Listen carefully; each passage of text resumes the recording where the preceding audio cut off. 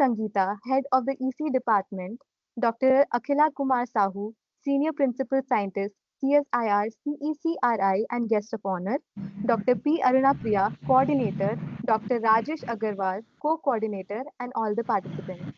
It is indeed our honor to have you all as part of this event. To begin this significant occasion, let us now invoke the blessings of the Almighty.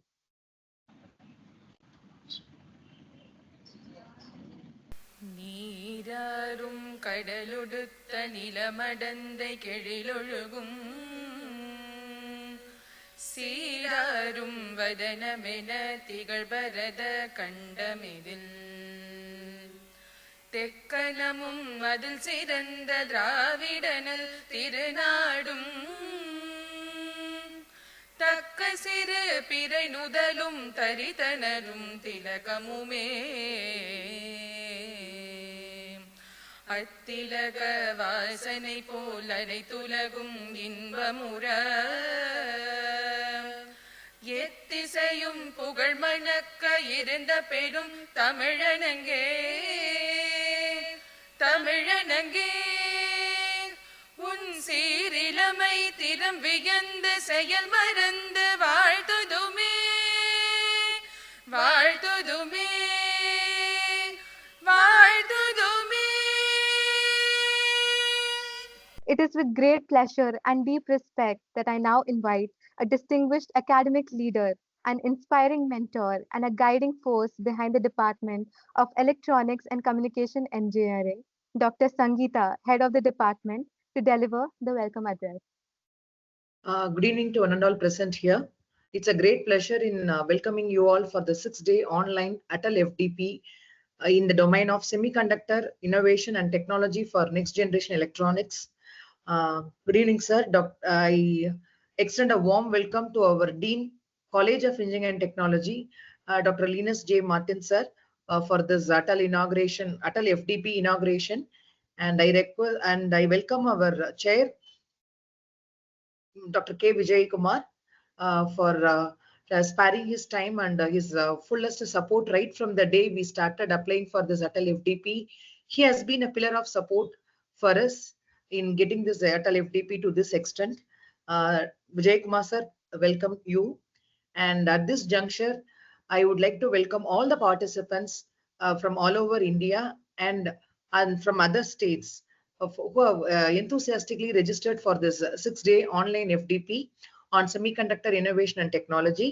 Welcome you all for this 6-day FDP, and I request the participants to make use of this FDP effectively and get benefited from the speakers. We have meticulously formulated the structure of this event, and accordingly we have invited speakers from various academic institutes and research and R&D institutions. So I request the participants to make use of this ATAL FDP very effectively. And at this juncture, I also request the chief guest for this inaugural session, Dr. Akhila Kumar Sahu, Principal Scientist in CSIR. Sir, welcome you, sir, for this inaugural event. And also the first session of this FDP starts with your technical talk. We are very much delighted to hear from you the various insights on the advancements in semiconductor technology. Welcome you, sir. And I also take pleasure and pride to congratulate the coordinators, Dr. P. Aruna Priya and Dr. Rajesh Agarwal, who has been meticulously formulating this 6-day online FDP. Right from day one, the call for has been announced and we have received the mail from Dean IQAC for applying for the same. So we have been trying a lot. This is the second time we have applied and we have got it. And sir, Dean sir, I'm happy to share that Department of EC is the only department who have got approval for conducting this FDP under the ATAL scheme.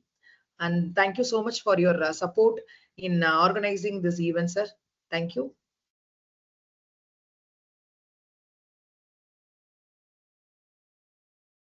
Thank you, ma'am, for your enriching words. The Faculty Development Program on SemiTech, Semiconductor Innovation and Technology for Next Gen Electronics is a platform for educators to explore the latest advancements in semiconductor materials, fabrication, and device design. With expert talks and research discussions, It bridges the gap between academia and industry, equipping faculty with the knowledge and skills to shape future innovators. Next, I have a pleasure for inviting Dr. P. Arunapriya, coordinator, to share her insights about the program.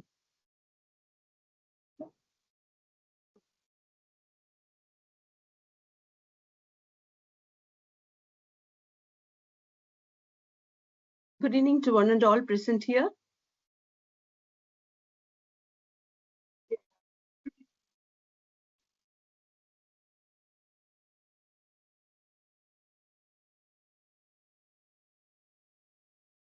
I once again welcome you all to the AICT-sponsored ATAL Online 6-Day Faculty Development Program, Semitech 25, organized by the Department of Electronics and Communication Engineering, SRM Institute of Science and Technology, Katankalattur.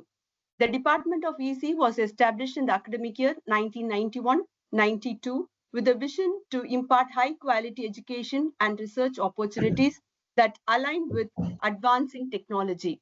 The BTech EC program of Katankalattur campus is accredited by Engineering Accreditation Commission EAC ABET from 2009 and National Board of Accreditation NBA from 2001. We are also accredited by QS World University Ranking, and the global ranking is between 301 and 350 in the subject Engineering, Electrical, and Electronics. We are recognized as a skill hub for training of manpower on the job role VLSI design engineer by PMKVY 4 scheme Government of India, and we are granted with Chip to Start C2S program of MeitY Government of India, awarded with 5G lab by the Department of Telecommunication, and Vishweshriya PhD scheme for electronics and IT from MeitY Government of India. The MTech program on VLSI design is also accredited by NBA in 2025. All these grants aim towards the development of faculty members to adapt to the pace of the growing technology. The skills of the past are no longer sufficient for tomorrow or for today or tomorrow. We all know that next generation technology should fuel AI, 5G, 6G, IoT, and autonomous systems. Therefore, we require high performance, that is faster, smaller, and more efficient, energy efficient chips. So this FDP is designed to enhance the knowledge and skill of the faculty members in the field of semiconductor technology.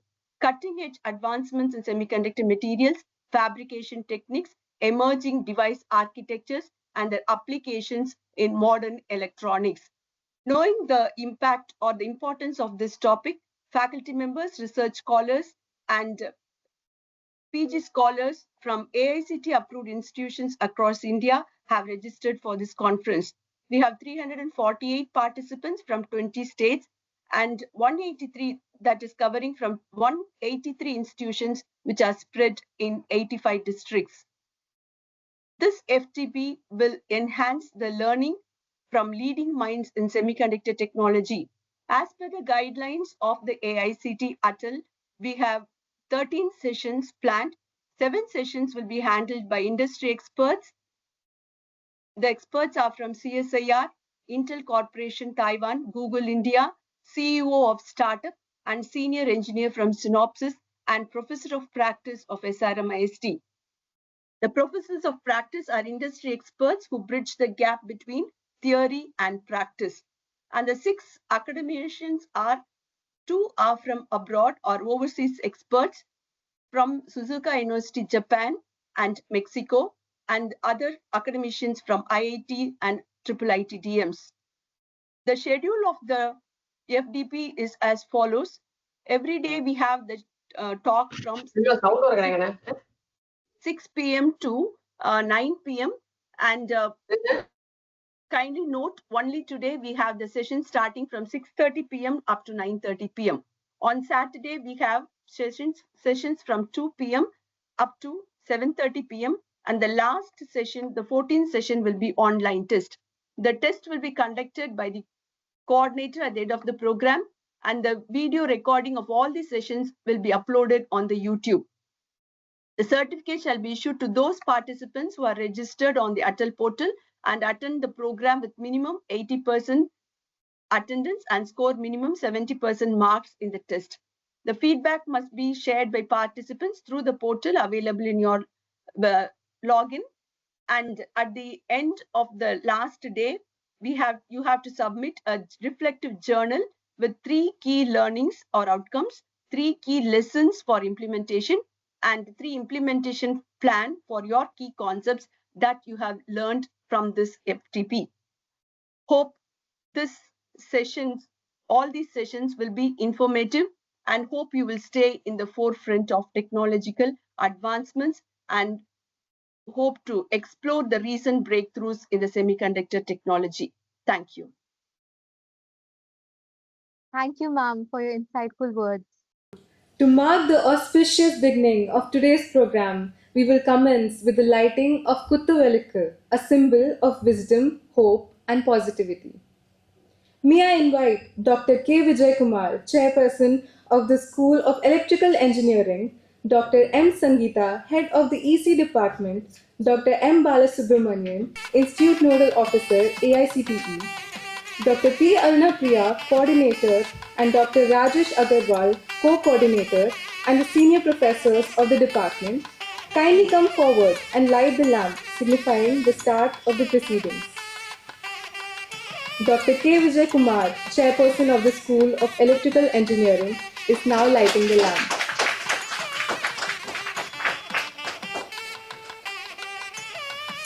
Dr. N. Sangeeta, Head of the EC Department, is now lighting the lamp.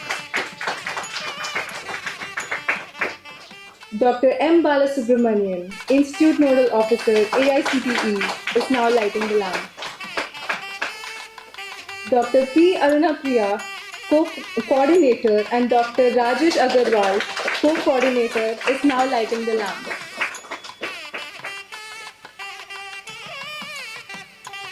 The Senior Professors of the Department are now lighting the lamp.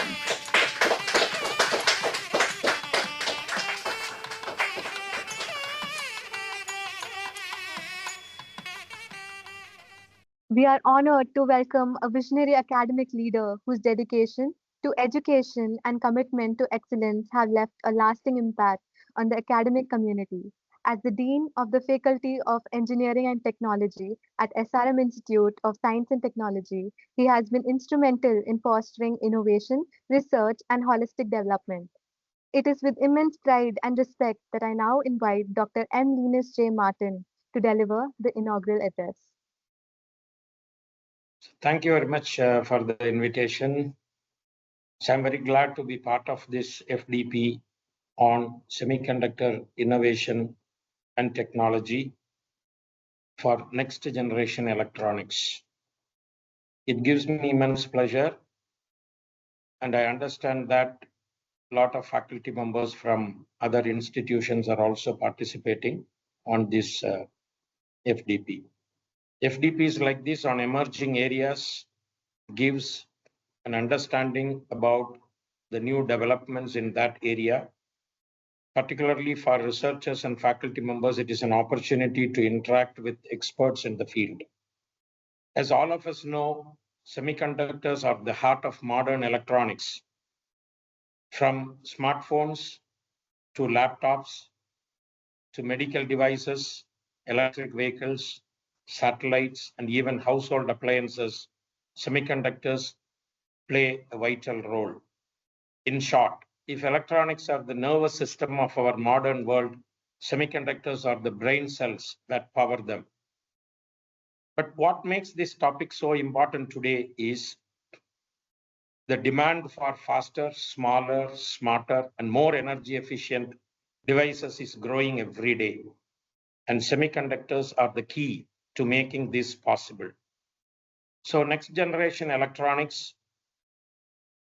is focusing on artificial intelligence and machine learning, 5G and beyond, electric and autonomous vehicles, Internet of Things, quantum computing, and other emerging areas for which semiconductor technology is going to be the key.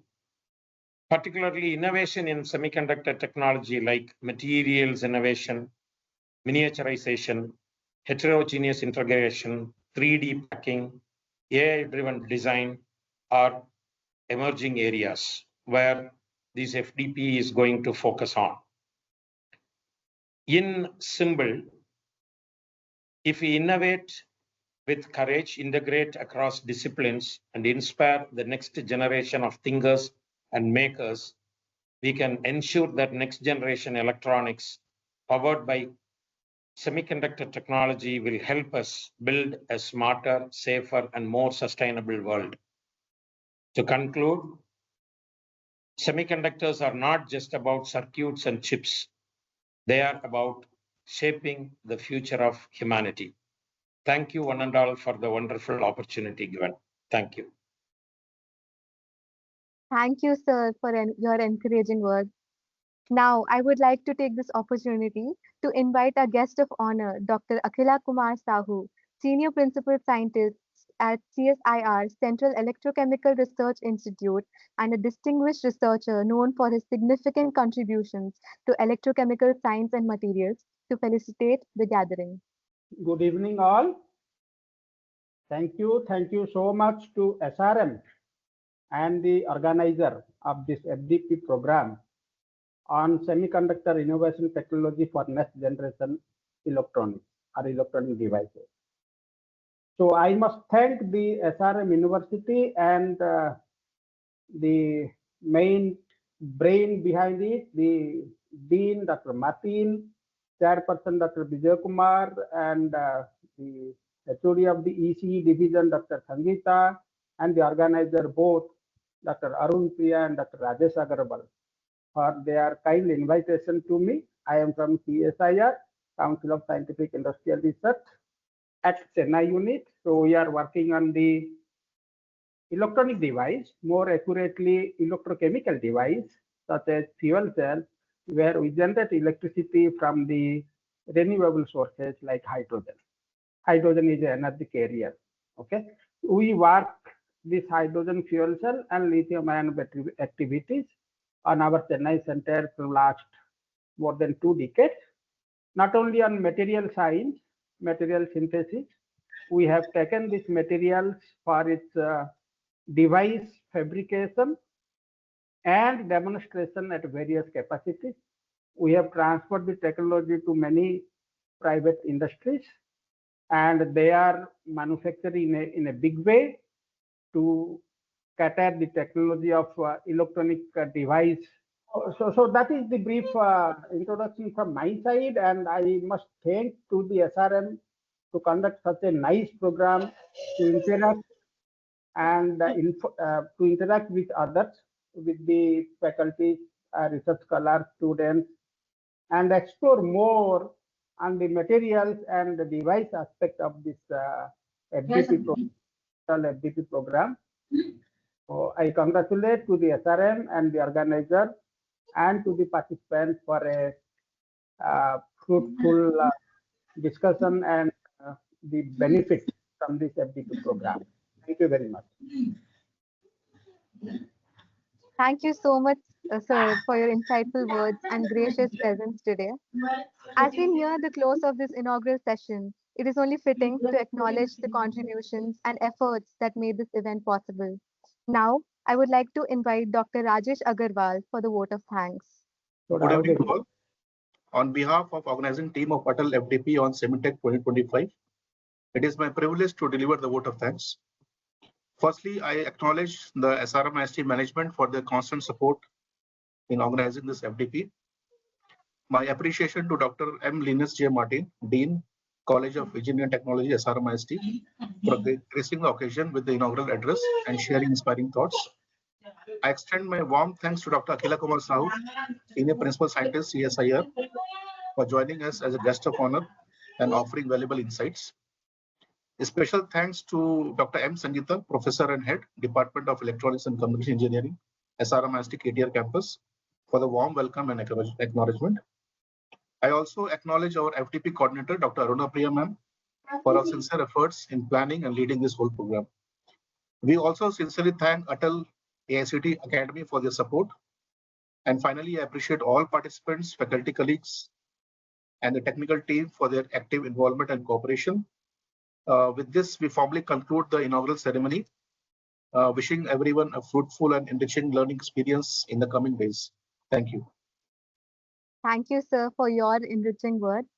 With that, we come to this conclusion of the inauguration. On behalf of the organizing team, I thank each and every one of you for your gracious presence and enthusiastic participation. Wishing you all wonderful days ahead. We have some instructions to follow for this particular FDP. So, Dr. Rajesh Agarwal, sir, please take over. Yeah, so there are certain guidelines to be followed by all the participants, which already I've shared in the chat box also. I request all of the participants to kindly join 5 to 10 minutes before the start of the program.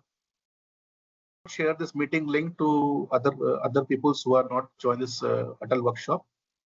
And please keep your audio muted and video turned off during the session. All the questions, queries, whatever you have, please post in the chat box. Our moderator will compile all the questions and present them to the speaker at the end of the session. I thank you once again, and I welcome you also on behalf of the SRMS team. Thank you. It is my great honor to introduce Dr. Akila Kumar Sahu, a highly respected scientist and a researcher who has made significant contribution in the fields of material science and electrochemistry. Dr. Sahu is currently working as a senior principal scientist at the CSIR Chennai unit under the Ministry of Science and Technology. His research focuses on fuel cells, especially on membranes and electrocatalysts. He also worked on direct methanol fuel cells. On the international front, Dr. Sahu worked as a postdoctoral researcher in South Korea, where he carried out advanced studies on membranes and electrocatalysts for fuel cells. This added valuable global experience to his research on sustainable and renewable energy systems. With more than 100 research papers published in top international journals, Dr. Sahu has made a strong impact on the scientific community, contributing to knowledge and inspiring new innovations in energy conversion and storage. His work is not only scientifically important, but also highly relevant to the world's urgent need for clean and efficient energy solutions. Please join me in giving a warm welcome to Dr. Akila Kumar Sahu, a visionary scientist, a passionate innovator, and a true leader in a journey towards a sustainable energy future. Welcome, sir. Thank you. Thank you very much, Dr. Lakshmi, for a nice introduction. Thank you, sir. So I will share my slide. So thank you very much, Dr. Rajesh Agarwal, for your kind invitation to me to tell about my research activities at CSIR Central Electrochemical Research Institute. The activities what we are doing is here electrochemical device, which is from the renewable energy. So we have chosen hydrogen as a renewable energy source. So hydrogen is not a fuel, but hydrogen as an energy carrier. It carries the energy, and by the principle of electrochemical oxidation and electrochemical redox reaction, we are generating the power. And the byproduct is only water, H2O, with, because it is exothermic reaction, little bit heat is also produced. So this is clean and green energy technologies, as we don't have any carbon monoxide, carbon dioxide, sulfur-based compound like other power generating device such as the CNG, combustion engine and all that. So this device, electrochemical device, is really very good, high efficiency and high efficiency device, which is not limited to the kernel's efficiency. I think many faculty who are joining either offline or online, including the students, I think they will get benefit. Though I am not belongs to the hardcore electronics department, and my work is related to the materials development, either electrocatalyst, particularly oxygen reduction reaction on the cathode side of the device, and the hydrogen oxidation reaction on the anode side, and the proton conducting membrane, polymer electrolyte, which is called electrolyte, Normally, electrolyte, people should not confuse that it is liquid electrolyte, but I'm using a solid electrolyte. It looks like a thin film, polymer film of around 50 micron thickness, which conducts only proton, not electron. It's electronic insulator. Whatever, I will give you some concept and activities which I am doing myself and my team at Sikri Chennai Center to generate power from the hydrogen as an energy carrier. Before going to the topic, I want to show this particular slide, how our environment is polluting, particularly from the vehicle exhaust. And the left top is the city of our capital. It's Delhi, which is considered to be most polluting city of our country.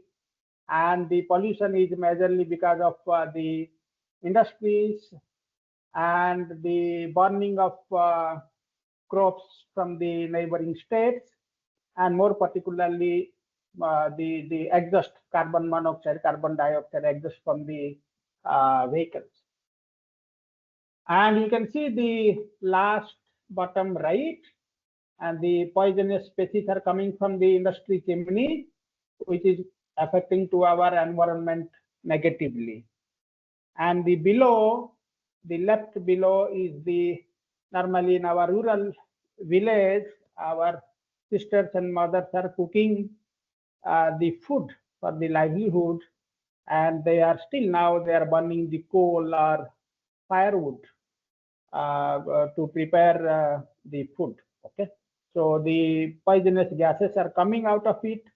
When the coal or firewood is burning, the sulfur-based compound carbon monoxide are coming, and the health of the sisters and mothers are affected, and severe disease like asthma is happening in many of the cases in our country.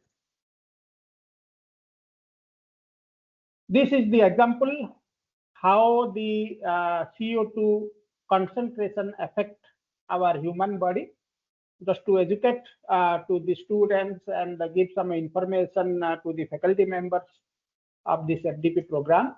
You can see it starts from 350 ppm CO2 level, then it is very low, and when you go from left to right, this chart, up to 800 it's okay, up to 1000 ppm of CO2 level in the environment is okay, acceptable.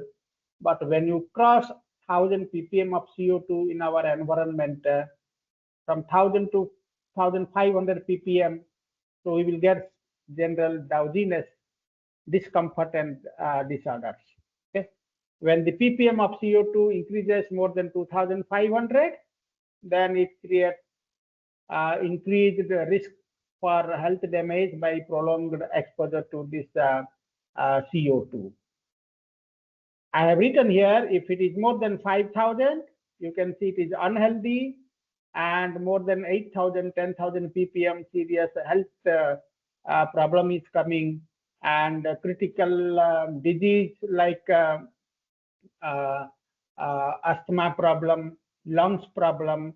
When the ppm level exceeds more than 1 lakh ppm, that is 10%, and even some death cases happening. So there is a need to control this kind of atmospheric pollution. So we are working for that, and we are focusing on to produce energy from the renewable sources. The renewable sources are either solar, biomass, wind energy, geothermal, and hydropower. We need a double strategy, energy efficiency and the step towards renewable energies. This means that we have to concentrate on energy saving, and that we have to trigger a sustainable energy system which can only be based on renewable energy, which is very cheap, and it is highly efficient and save fuel than burning the fuel. These are the few electrochemical devices. You can see it classified based on the energy density and power density. We can see from the left to right, I have categorically put capacitor, supercapacitor, batteries, and fuel cell. These are all electrochemical power generating devices. The capacitor, supercapacitors are highly high energy density device, but the batteries and fuel cell is high energy density device, but the capacitors are high power density device. And in the extremely right low, you can see there are a few examples of burning the products like wood, coal, oil, natural gas, and hydrogen. You can see the wood contains a lot of carbon. When it burns, carbon is coming out of it, and coal, oil, natural gas, but you can see the hydrogen, which is clean source of uh, energy carrier. And when you take hydrogen and electrochemically oxidize on the anode side of the fuel cell, and hydrogen oxidation will take place, it will give the power output without any carbon emission. So hydrogen has no carbon. When it will undergo electrochemical reaction, of course, we will get the electricity without any carbon. So that's the advantage of this fuel cell technologies. I will take you through the journey of the fuel cell, how hydrogen we are using, and by the principle of electrochemical oxidation and reduction reaction, how we are configuring the power devices, typically from 10 watts to various kilowatt level device in our CICRI unit. Why hydrogen? Hydrogen, you can see from the table, hydrogen has a high heat of combustion. It has 142 megajoule per kg. And this is the highest among other fuels, gasoline, diesel, ethanol, propane, wood, coal, and natural gas. That's why hydrogen has a high efficiency. It has a high enthalpy value. This is around 142 megajoule per kg. So hydrogen is very, very efficient. And this is non-carbon source. When it will oxidize, it will give you the water molecule. That's why, and here the bar chart is there. You can see the hydrogen and the carbon footprint is more on the diesel, petrol, LPG, ethanol, and all that. But hydrogen has a very low carbon fuel, and hydrogen can be stored in the cylinder with some pressure of around 300 to 700 bar pressure. So you can store more hydrogen in a small container. For example, I have read in the literature around 700 bar pressure contain hydrogen. 1 kg of hydrogen, if you want to run in a vehicle, normally 5-seated automobile, then it will run around 300 to 350 kilometers with 1 kg of hydrogen. And hydrogen cost till now, as of now, the 1 kg of hydrogen is around 400 to 500 US dollar, which is around 350, 400 rupees. So if it is like that, in 350 rupees, you can run the vehicle around 350, 400 kilometers. So per 1 kilometer, the cost of the is only 1 rupees, which is now very, very low cost electrochemical device. In case of diesel or petrol, the cost is around 10 rupees per kilometer as of now. When you go for LPG, it will be low, but hydrogen is a very cost-effective technology. With only 1 rupees, we can run for 1 kilometer. Of course, there are research labs in CSIR in all over the country and in abroad. The effort is going on to reduce further the cost of hydrogen. Instead of $4 or $5 per kg right now, so efforts are going on to reduce the hydrogen cost to $1, around 80 rupees per kg of hydrogen. So that research is going on, but we are not doing any research on hydrogen production, hydrogen storage, or hydrogen transportation. We are using hydrogen from the available source like chloroalkali industries or hydrogen from the electrolyzer, simply from water, H2O. We can split water electrochemically to hydrogen and oxygen. And that hydrogen oxygen we can use as a fuel to the anode and cathode side of the fuel cell, and we can generate the power. Hydrogen has not only the application for the fuel cell, it has several other applications, chemical industry, fertilizer industry, and transportation sectors, okay, including the metal production and all that. So based on the purity of hydrogen, we have classified hydrogen into 4 types. One is high carbon content hydrogen, which is normally made from burning the coal. Then we have another gray hydrogen, which is again comes from natural gas. When the carbon content is low, that is called blue hydrogen, which is the reforming hydrogen from the methane. And green hydrogen is carbon content is 0, what we are calling is a green hydrogen, and it has to come from the water electrolysis. Water H2O, by the principle of electrochemical reaction, electrolysis, it will split to the hydrogen and oxygen, and that hydrogen will be used as a fuel. The problem in the fuel cell is we are using high pure hydrogen. It should be without any carbon monoxide. Normally, brown hydrogen, gray hydrogen, and blue hydrogen we cannot use for the fuel cell. Of course, these are all can be used for synthetic fuels, ammonia fertilizer, metal production, and petrochemical industries and all that. There is no issue if CO2 level is there. But in our fuel cell, we have to use pure hydrogen, and normally it should be 10 ppm or less carbon monoxide on it. Okay, if the CO level is more than 10 ppm, then the hydrogen contain the CO. The CO will go and form some kind of monolayer on our electrode, and it is called carbon monoxide poisoning. That's why we are avoiding. We are using hydrogen, pure hydrogen 99.9999, or more accurately, I can say the CO level should be less than 10 ppm in the hydrogen. That kind of hydrogen we are getting from the chloralkali industry, or we are producing from our electrolyzer. There is activity in Karaikudi, hydrogen production by electrolysis and all that. So that hydrogen we are connecting to the anode side of the fuel cell. What is the advantage of the fuel cell? It is highly reliable, long-lasting system. It is emission-free, like poisonous species, nitrous oxide, sulfur oxide, and carbon monoxide, dioxide. And the another advantage is it will be quickly recharged. Like battery, the battery need to be charged, and it will take few hours to charge the battery. So frequently we need charge the batteries, but in case of fuel cell, as long as you pass hydrogen on the anode side and oxygen or air on the cathode side, it will show the voltage. Okay, so there is no problem. So it is called quick charge device. These are the few categories of fuel cell I have collected from the internet. One is polymer electrolyte membrane fuel cell. What activities we are doing at our factory.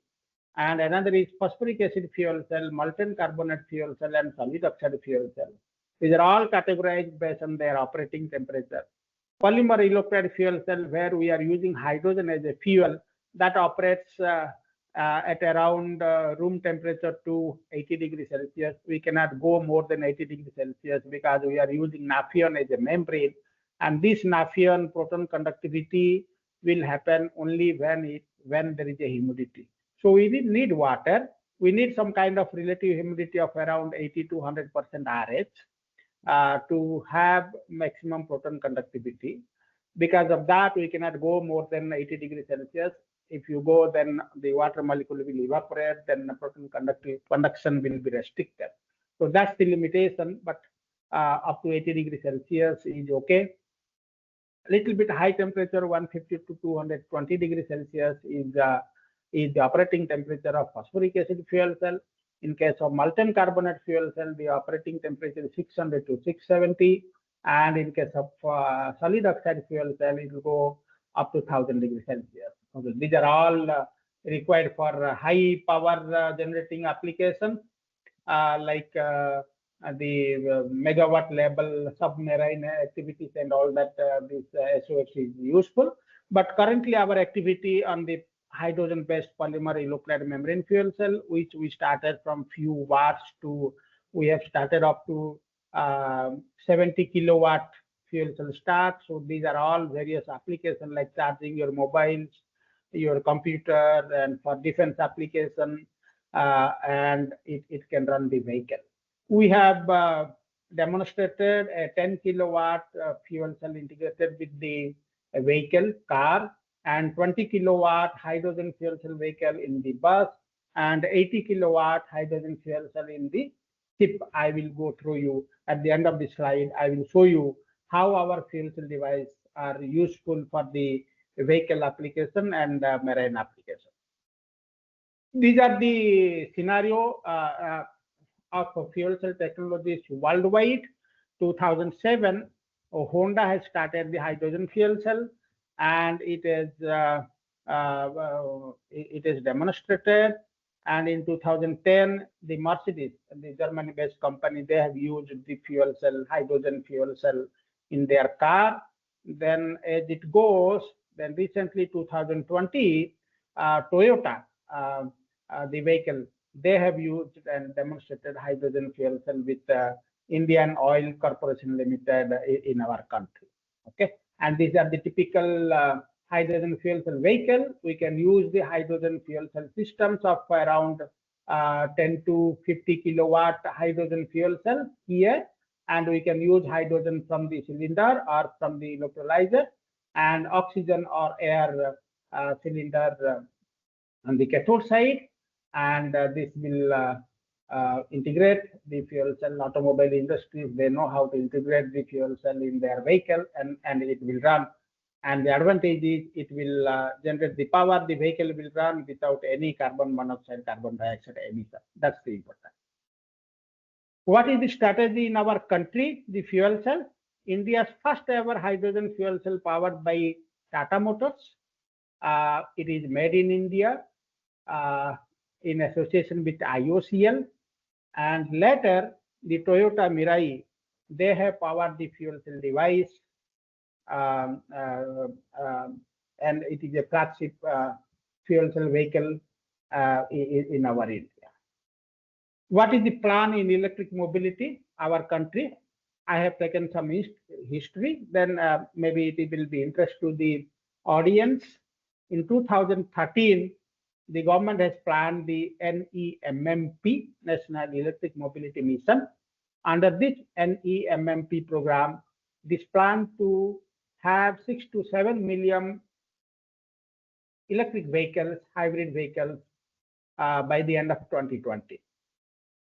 Unfortunately, this plan had not succeeded.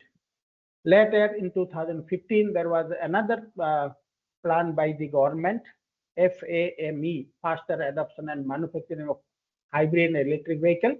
Under this program, the government has been setting aside money to subsidize electric vehicles on annual basis. So later, it is also not successful. Now the present government again pushing this electric vehicle either from hydrogen or lithium battery. More popularly nowadays, people are working more on the lithium battery vehicle, or the integration of battery and fuel cell concept, whatever. Now the government is very much insisting to have 100% electric vehicle by the end of 2030. So how to achieve it? So it's my bullet points.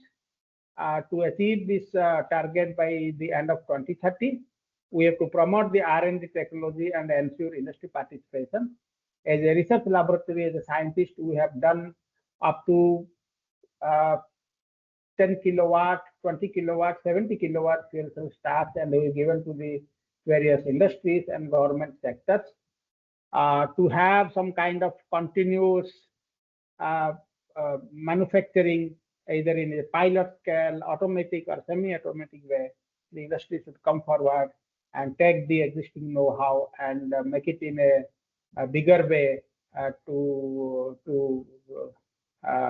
fabricate this technology in the megawatt level. Second one is installation of public EV charging infrastructure. Right now, our government has taken a major steps to charge the vehicle of lithium battery vehicle. Many you can see in many petrol filling station we have seen some kind of battery charging stations that is coming out in the highways especially. So like this, in case of hydrogen fuel cell, to realize this technology, the government should have some kind of policy decision infrastructure of hydrogen filling station, like battery charging infrastructure.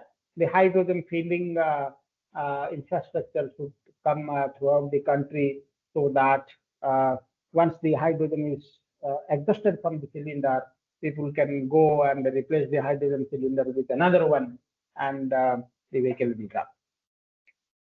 It should have some kind of supply side incentives to attract the customer, because the hydrogen presently we are using the platinum based catalyst, Nafion membrane, and carbon electrode, which is very costly. So finally, the fuel cell stack is very expensive. But the advantage is it will produce electricity without any emissions. That's the point. But the common people will attract only when the cost will reduce. So some kind of incentive, or allow the citizen to have some kind of a zero interest down payment to attract more to attract more customers to have this kind of technology and the vehicle. These are all battery electric vehicle, plug-in hybrid electric vehicle, and fuel cell electric vehicle. And these are the three types of electric vehicles, these three concepts. And as I told you, the cartoon is how hydrogen fuel cell can be integrated in the vehicle and how it will work. But these are the introduction. Now we will go directly to the research activities on hydrogen fuel cell. Before that, I think many of the faculties and students are from electronics background. So before going to the device, I have some kind of very few introduction how the fuel cell works. This works based on the two electrochemical reaction. One is anode and one is anode oxidation reaction.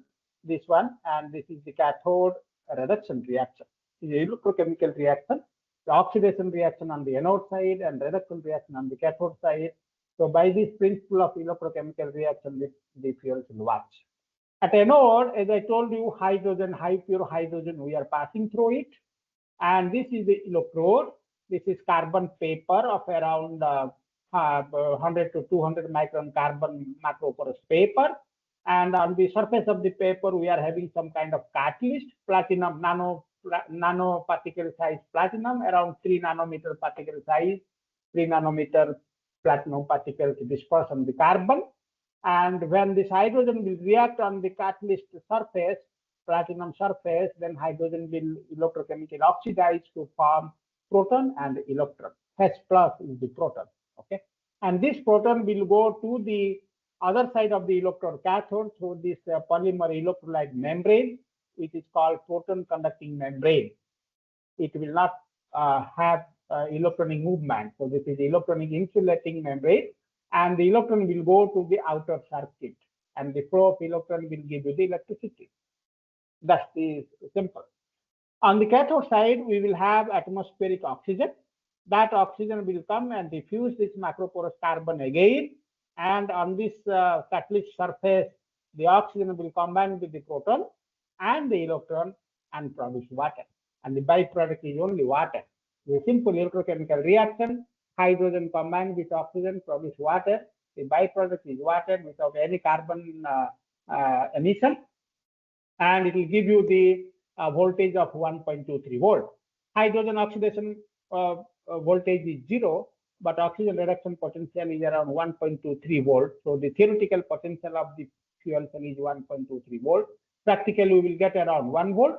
Suppose we want to devise electrochemical device, electronic device of 50 volt, 100 volt, 200 volt device, then we can fabricate the number of cells as required and connect all in series and form one single stack of desired voltage output. Okay. What about the current? The current depends on the electrode area, the active area. If you take a bigger electrode and the good catalyst on both hydrogen side and oxygen side, and you will get more current. Finally, current multiplied to the voltage will give you the power output. This is all about the hydrogen fuel cell. People are talking about hydrogen production, purity, storage, and transportation. There are some issues, but some labs are working on it. Now major issues are rectified. But another kind of fuel cell, we have the activities of direct methanol fuel cell. Instead of hydrogen, we can have methanol, CH3OH. And methanol is easily available. And we can dilute this methanol with water. We can make it 2 molar or 3 molar. Such a dilute aqueous methanol we can make. Instead of hydrogen, we can pass methanol as a fuel. And like this oxidation reaction on the anode side and reduction reaction on the cathode side, so methanol oxidation will happen here on the anode side and form a proton and electron, and oxygen will reduce on the cathode as usual, and we can get the electricity. That is the advantage of methanol fuel cell. The problem here is the membrane is a proton conducting membrane. When the methanol is diluted with water, along with water molecule, the methanol also will go to the cathode side, which is called methanol diffusion or methanol crossover through this membrane. Methanol should oxidize on the anode side.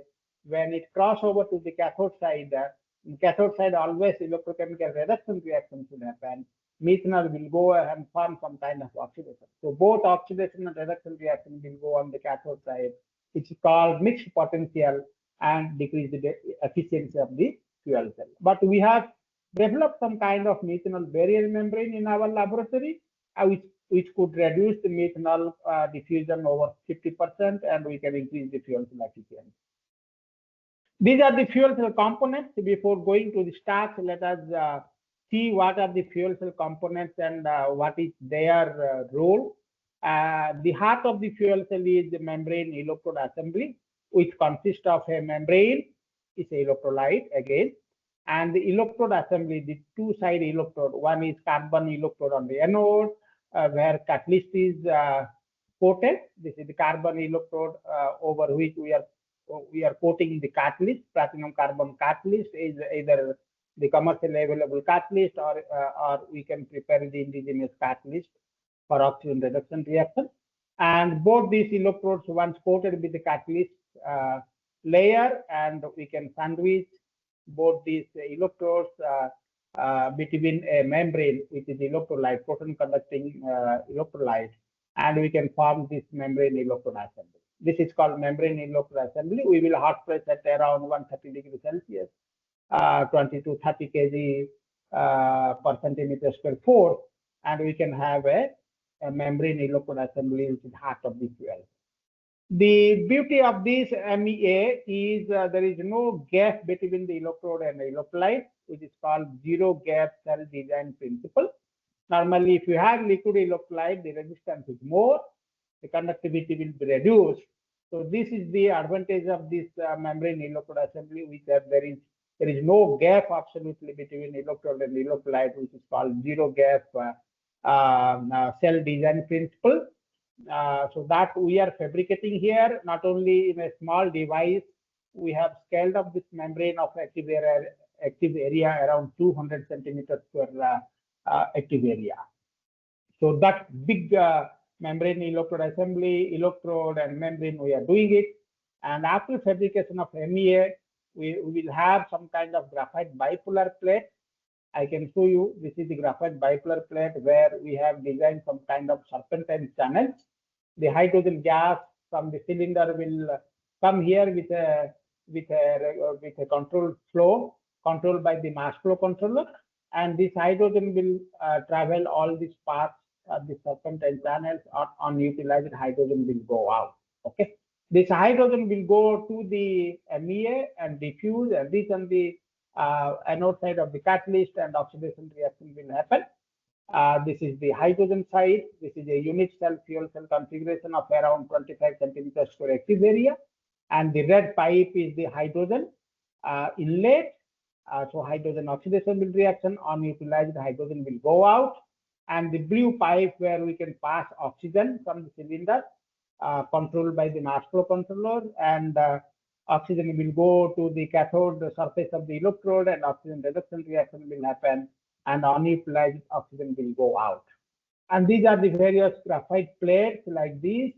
And if you go for the stacks of higher capacity, 50 kilowatt, 100 kilowatt fuel cell, there should not be any leakage. So we have some kind of gaskets made up of silicon or whiten, and we can form a stack.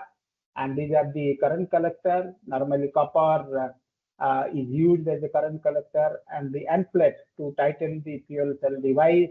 We have some kind of end plate, either stainless steel, or to reduce the weight, we can use aluminum end plate also.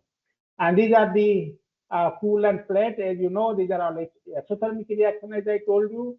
So we can cool by either air cooling or water cooling. There more mechanical and chemical engineering concept is coming.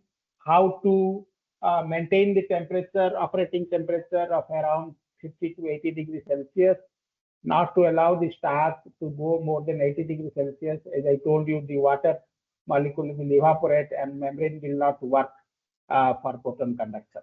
So we can cool the stars by water cooling or air cooling. So many people in our laboratory, chemical engineering, mechanical engineering, they are working on it. Okay. And the Nafion membrane, what we are using, as I told you, it's a proton conducting membrane. The ionic clusters are separated with each other when it is in dry state. When you soak in water, the ionic clusters will swell, and under fully humidified conditions, the ionic clusters will connect each other, and this is exactly required for a proton conductor. So I coined this word: without connectivity, there is no conductivity. The ionic clusters should swell and connect to each other, then only the proton conductivity will happen. So we need a full humidification, both hydrogen and oxygen gas, before going to the fuel cell anode and cathode side respectively. Both gas should be humidified. So we need some kind of humidification auxiliaries like water bath and heating elements and all that. So that needs some kind of auxiliary power demand. Hello, is there anything?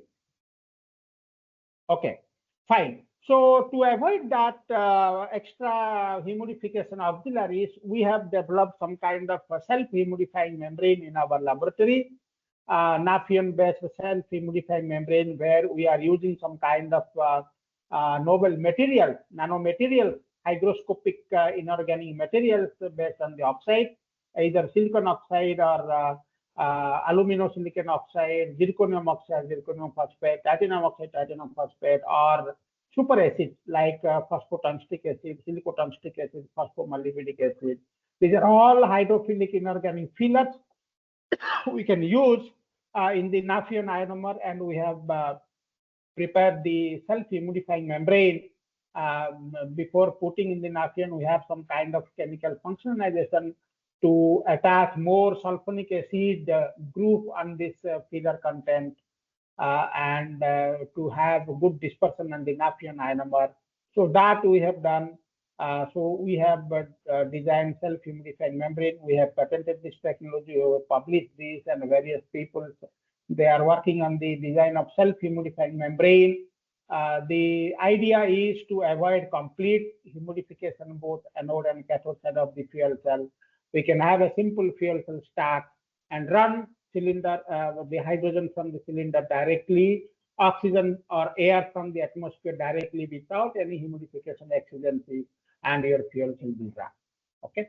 Once you develop the self-humidifying membrane, we have the facility to evaluate proton conductivity. As I told, the membranes are proton conducting in nature. It is electronic insulator. And we have tested the proton conductivity from various relative humidity, starting from 100% RH to 0% RH. And we have the data of various temperature also, from room temperature 30 degrees Celsius to 100 degrees Celsius. We have some kind of environmental sample. I can show you, this is the triangle. Red triangle is the commercial available Nafion membrane, which is widely used in the fuel cell as a membrane, electrolyte.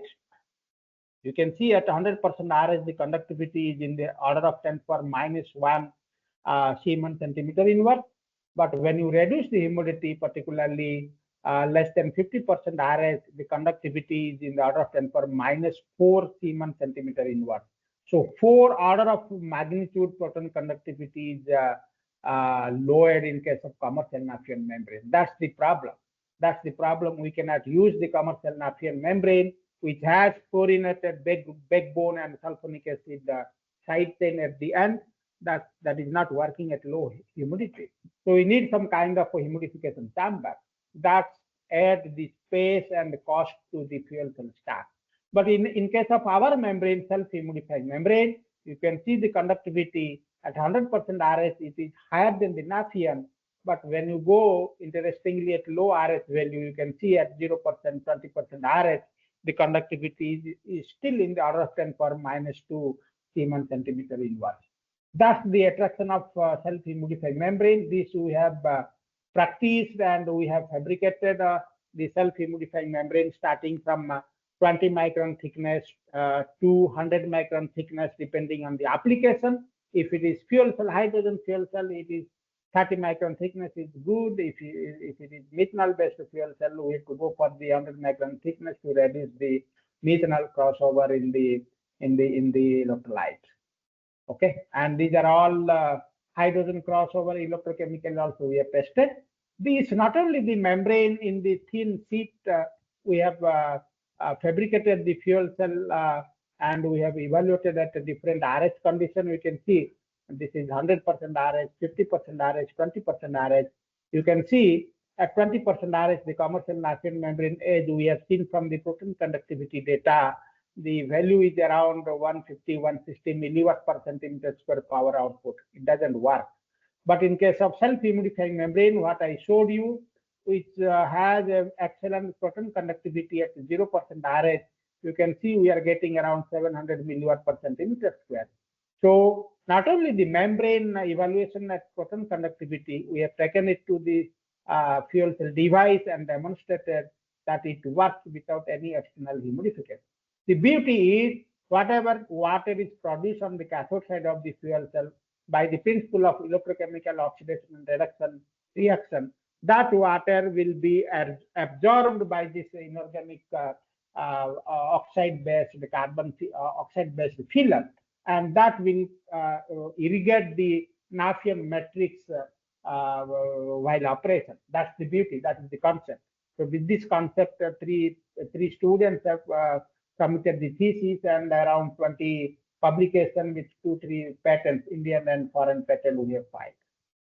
These are all fundamental investigation. I don't think it is important because the audience is more or less physics and semiconductor, the ECM department. So these are all fundamental electrochemistry, how water dynamics, water holes and water movement in the proton conducting membrane. We have taken some kind of imaging study at IIT Madras with the help of Professor Chandra Kumar.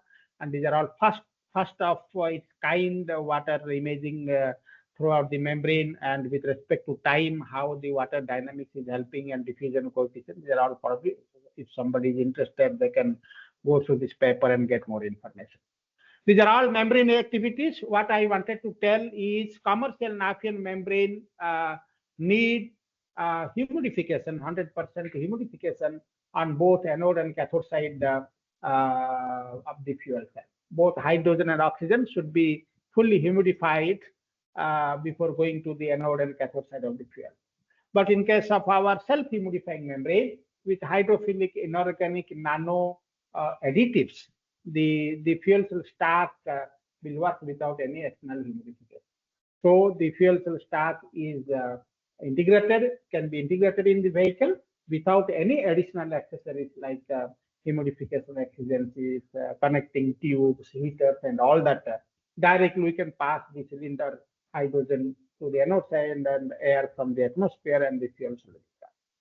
Another interesting component of the fuel cell is, as I told you, electrocatalyst. Just to note it, there are two electrochemical reactions, hydrogen oxidation reaction, which is normally fast, so no need to worry about hydrogen oxidation reaction. But the complication is more on the cathode side, which is oxygen reduction reaction. That oxygen reduction reaction is 10 to the power 6 times lower than the hydrogen oxidation reaction. So whatever catalyst we are doing in our laboratory, it is for the oxygen reduction reaction, ORR. This is the acronym. And this is the normally, as I told you, platinum particles, 3 nanometer platinum particles, spherical platinum particles are nicely dispersed on the carbon, high surface area carbon of around 200 to 300 meters square per gram. And this is the morphology we have taken from the translucent electron microscopy. That catalyst we have to spread on the cathode side of the electrode for good oxygen reduction reaction. Okay, so normally platinum particle. The problem is, since we are using at a high temperature of around 70 to 80 degrees Celsius, and Nafion membrane where SO3H group, acidic group is there, the fuel cell is an acidic environment. So on long run, several thousands hours of operation, the carbon corrosion will happen in high temperature and low pH level.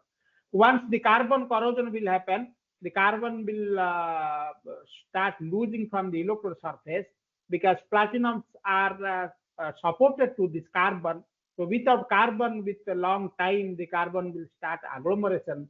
And because these are all nanomaterials, 3 nanometer particle size, once they will agglomerate and this will form like this, one platinum particle will make friends to the others, and finally it will agglomerate, and with time it will detach from the electrode surface. That's called post-wall ripening. That's normally happening when the fuel cell runs around 2,000, 3,000, 4,000 hours of operation, and these are called carbon corrosion. Normally, to avoid carbon corrosion, in our laboratory we have done some kind of good carbon, high conducting carbon, high crystalline carbon with good surface area to avoid carbon corrosion. Okay, and to increase the electrical conductivity, carbon should have good electrical conductivity in the order of 10 power -1 Siemens centimeter inverse, and we can use it to avoid the platinum agglomeration growth and sintering. As I told you, whatever the oxygen reduction reaction which is required for the fuel cell, the platinum particles, nano platinum particles, the use is only 20%. 80% platinum particle will go and somewhere buried in the carbon nanostructures. So so utilization of platinum particle is very less. So we have done some kind of more research on development of carbon materials, starting from fullerene, carbon nanotube, carbon fiber, graphene-like structures, and all. Okay, and we have done some kind of carbon nanotube, high graphitic carbon, and more importantly, we have done some kind of porous carbon. According to the International Union of Pure and Applied Chemistry, the porous structure can be divided into 3 categories. If it is less than 2 nanometer pore size, then it is called microporous carbon. If the pore size is 2 to 50 nanometer, it is called isoporous. If the pore size is beyond 50 micron, it is called macroporous. So in our fuel cell oxygen reduction catalyst, we need some kind of mesoporous carbon, or in the combination of microporous mesoporous carbon. So we have designed some kind of conducting carbons of porous in nature, and the surface area is around 300 meters square per gram or more. That kind of carbon structure we are developing. And we have some kind of activity of conducting polymer, use of conducting polymer like polyaniline, polyethylene dioxythiophene, and all that. And sometimes we can mix this conducting polymer in the carbon to increase the electronic conductivity. And we have fascinating structures like graphene. As you know, the graphene is a high performance carbon material, 3D structures, and the Professor Andrew Gim has got some Nobel Prize to develop this kind of unique graphene structure. It is very hard, and it is very high surface area, around 1,000, 1,500, 2,000 meters per gram, and all that.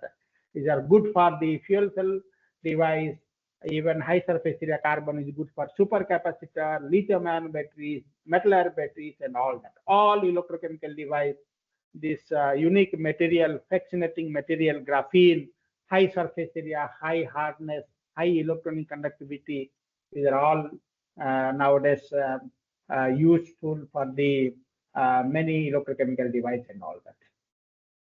These are all, we are putting some kind of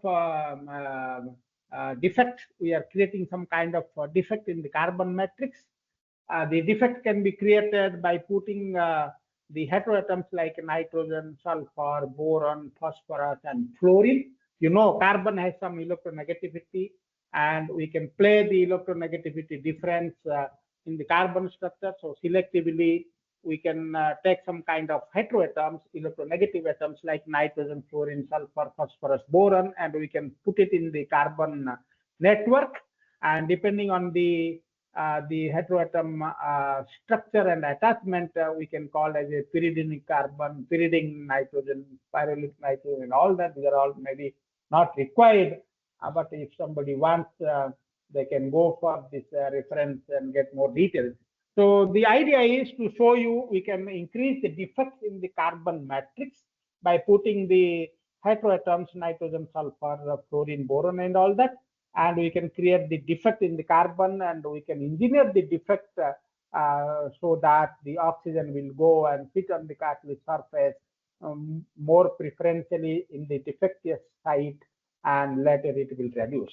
Okay, I will show you some kind of activities how the defect chemistry in the carbon will work to prepare a good oxygen reduction catalyst. And the thing is, it is electronic conducting catalyst. So we have some kind of valence bond and conduction bond concept, and the electron should jump from the valence bond to conduction bond and all that. So we have done some kind of defect chemistry to lower the energy gas so that conduction of the electron will happen more accurately. Some kind of theory also we have done in our oxygen reduction catalyst, and more insight. More theory you can get from this Angevin paper. Okay, I will not go through all this detail. I will show you one example. We have done some kind of carbon based on the electronegativity difference. We can see the boron electronegativity 2.01, and sulfur electronegativity 2.58, phosphorus 2.19, fluorine is the highest electronegativity in the periodic table. When you go from left to right on the periodic table, electronegativity will increase. When you come from top to down, the electronegativity will decrease. So obviously, fluorine is the highest electronegative element in the periodic table. We have taken this as example. We are the first in R&D to use this fluorine as a high electronegative element, and we will put on the carbon matrix and see what kind of maximum defect it can create. Okay.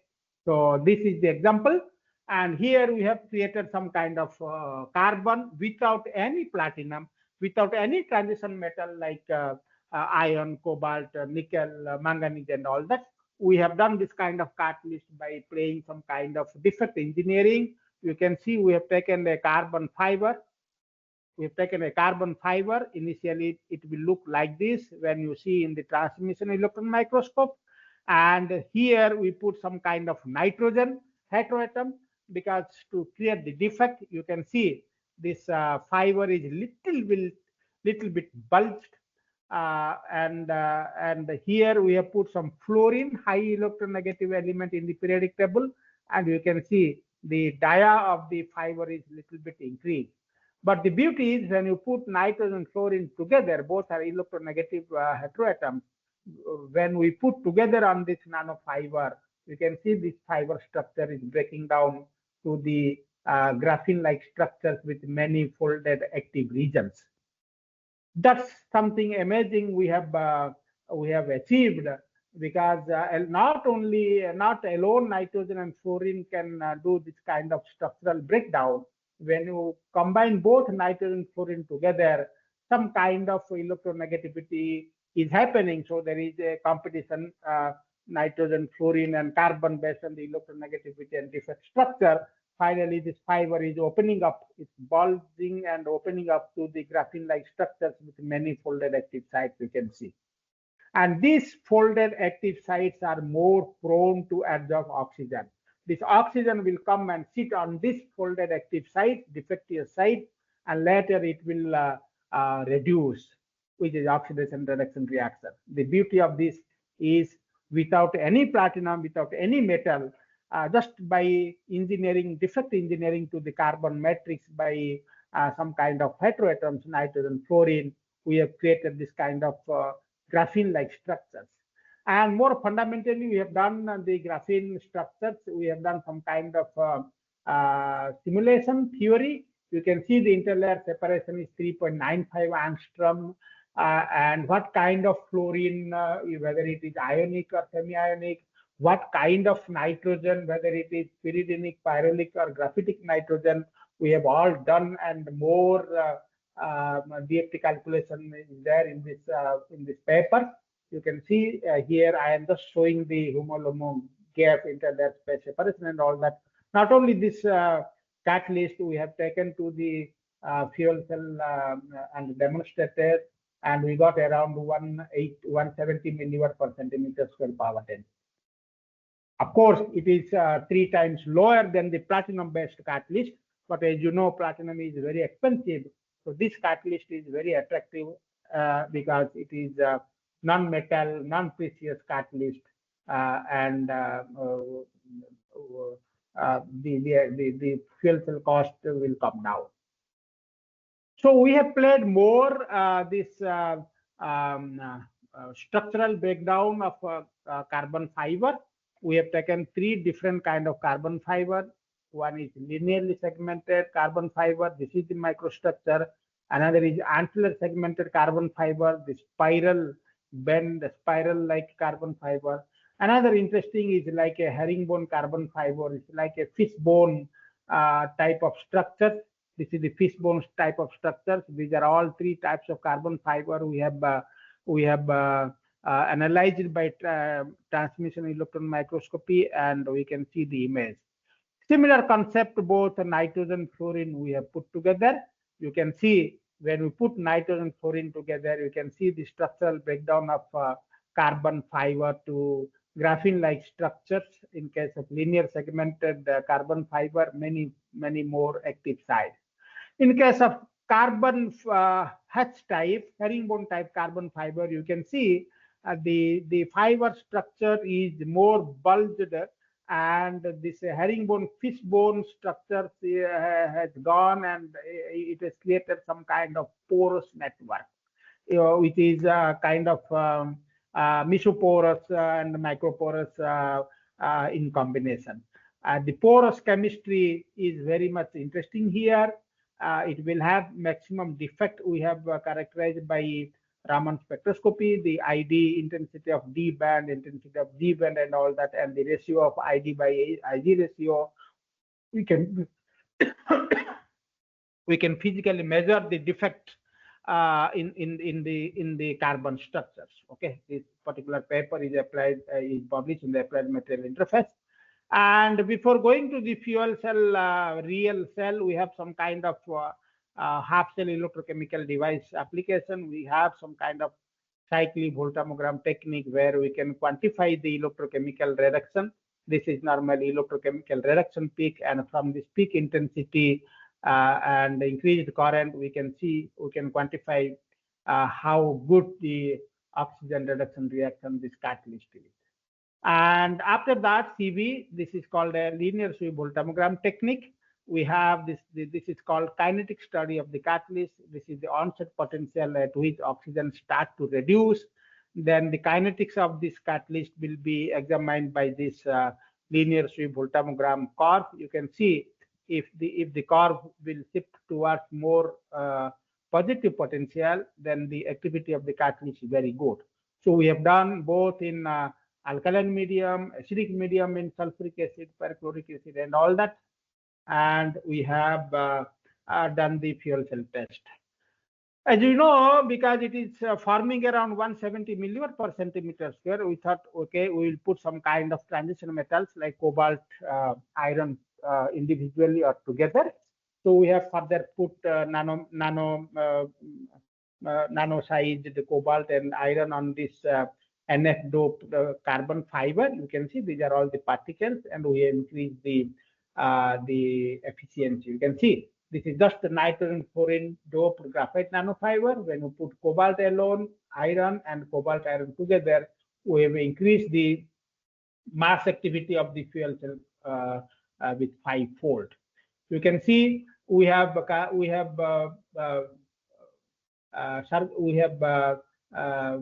potential cycled of around 10,000 potential cycling we have done. To see the durability of the catalyst, you can see after 10,000 of potential cycling, only 10 millivolt difference in its stability we are getting, because it contains no platinum nanoparticle, only the carbon and the nitrogen fluorine and the some kind of transition metal. So it is very stable with minimum 10 millivolt potential drop after 10,000 potential cycle and all that. I think I have time for another 10 minutes or 15 minutes. If you need, you can warn me, okay? Because I am going in a different way. These are all theoretical study, DFT calculation we have done of this catalyst, and you can see how the defect is creating on the carbon. I must tell you, when nitrogen we are putting on the carbon, the nitrogen will go and replace the carbon lattice, and it will create a defect site, and electronic charge density, spin density will have some kind of variation here. But in case of fluorine, the fluorine cannot go and replace the carbon. Fluorine will go and occupy some kind of interstitial position in the carbon matrix, and it will create more defect. When you combine nitrogen and fluorine together, then the defect is more. And we have done this kind of valence band, the conduction band, homolumine gap, and all that. You can see the boron dope to the graphite fiber, nickel dope graphite fiber, cobalt dope graphite fiber, and both nickel 2020 and boron drop graphite fiber. We have reduced the band gap from 1.256 electron volt to 0.89, around 0.9 electron volt. So the electron conduction is facilitated with this boron doped nickel cobalt based carbon fiber. And we have done the meticulous electrochemical testing by both cyclovoltammogram, the redox peaks at 0.8, 0.9 voltage, and these are the catalyst activity by LSB and the durability test. These are all how boron will go and occupy the carbon surface, carbon lattice, and how the nickel will come and cobalt, how the charge density defect can form. We have shown it in this paper. More interestingly, when you go the carbon fiber, as we have seen, like nitrogen, fluorine, and the carbon fiber. And as I told you, nitrogen, fluorine not only create some kind of defect site, as well as it will functionalize the carbon fiber also. It will functionalize. So further improvement of the catalyst, we have doped a trace amount of platinum particle, normally 0.5, 1 mg per centimeter square catalyst loading on the cathode side for oxygen reduction reaction. When you so here we want to have some kind of more efficiency oxygen reduction reaction by putting a ultra low platinum catalyst. You can see without platinum, without nitrogen fluorine doping, without surface functionalization, when we put platinum particles, it will have agglomeration on its surface of the graphene of the graphite fiber. When you see the nitrogen fluorine dope, it has some kind of surface functionalization and the nice distribution of platinum nanoparticles over the fiber. That's the beauty. That's the beauty of heterostructure, nitrogen doping, fluorine doping. Without nitrogen doping, the platinum agglomeration and platinum will go and sit on the surface of the fiber. It will not disperse throughout the fiber structure. That is the beauty of surface morphology when platinum nanoparticles are dispersed in the nitrogen doped graphite nanofiber. And this is platinum particle dispersal on the nitrogen fluorine co-doped graphite nanofiber. You can see after durability also, after 10,000 cycles, there is no agglomeration in the carbon structure. As I told you earlier, the carbon corrosion, carbon agglomeration is a problem. Okay, with high operating temperature and low pH, carbon will corrode and platinum particle will sinter. But here in this kind of structure, after 10-20,000 operation of cycle, you can see the platinum particles are nicely distributed. There is no agglomeration. So durability is very good. And we have tried here with 0.1 mg per centimeter square, we can get around 900 milliwatt per centimeter square without any compromise in the fuel cell performance. Normally, 0.5 mg per centimeter square will, with Vulcan carbon, will give this much power output. But with this concept, nitrogen fluorine together in this graphite nanofiber with the ultra low loading of platinum, we can get around 900 milliwatt per centimeter square, of course 1 watt. And we have done some kind of 10,000 potential cycle, and the 30 volt last without any platinum, it is 10 millivolt. With platinum particle, it is of course a little bit more, 30 millivolt, but it is good. It's good data. And not only the membrane and the electrocatalyst, so these are all material science, how we fabricate a good functionally superior electrocatalyst. We have taken up this fuel cell research to the bigger area. We have fabricated the membrane electrode assembly of around 200 centimeters square active area, and we have started assembling the cell into the stack. So this is 1 kilowatt fuel cell stack. And we have, because the fuel cell is a DC power rating device, so we will convert to the AC, and we have demonstrated lighting the loads. And these are the direct methanol fuel cell of 50 watts developed long back. Instead of hydrogen, we can use methanol as a fuel. These are the fuel cell device. As I told you, this 1 kilowatt fuel cell stack, this is water cooled, and this is the air cooled fuel cell stack. This has around 20 cells of 150 centimeters square active area connected in series. So of course the voltage output will be 20 volt, and the current is high. So this is 1 kilowatt fuel cell air cooled device, 20 cells connected in the series. And this project we have done with the Indira Gandhi Center for Atomic Research, Kolkata.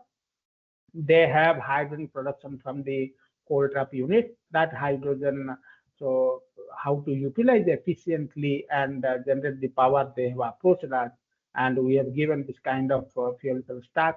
So their hydrogen is still now removed efficiently without going to the atmosphere, and from this hydrogen we can generate the power electricity.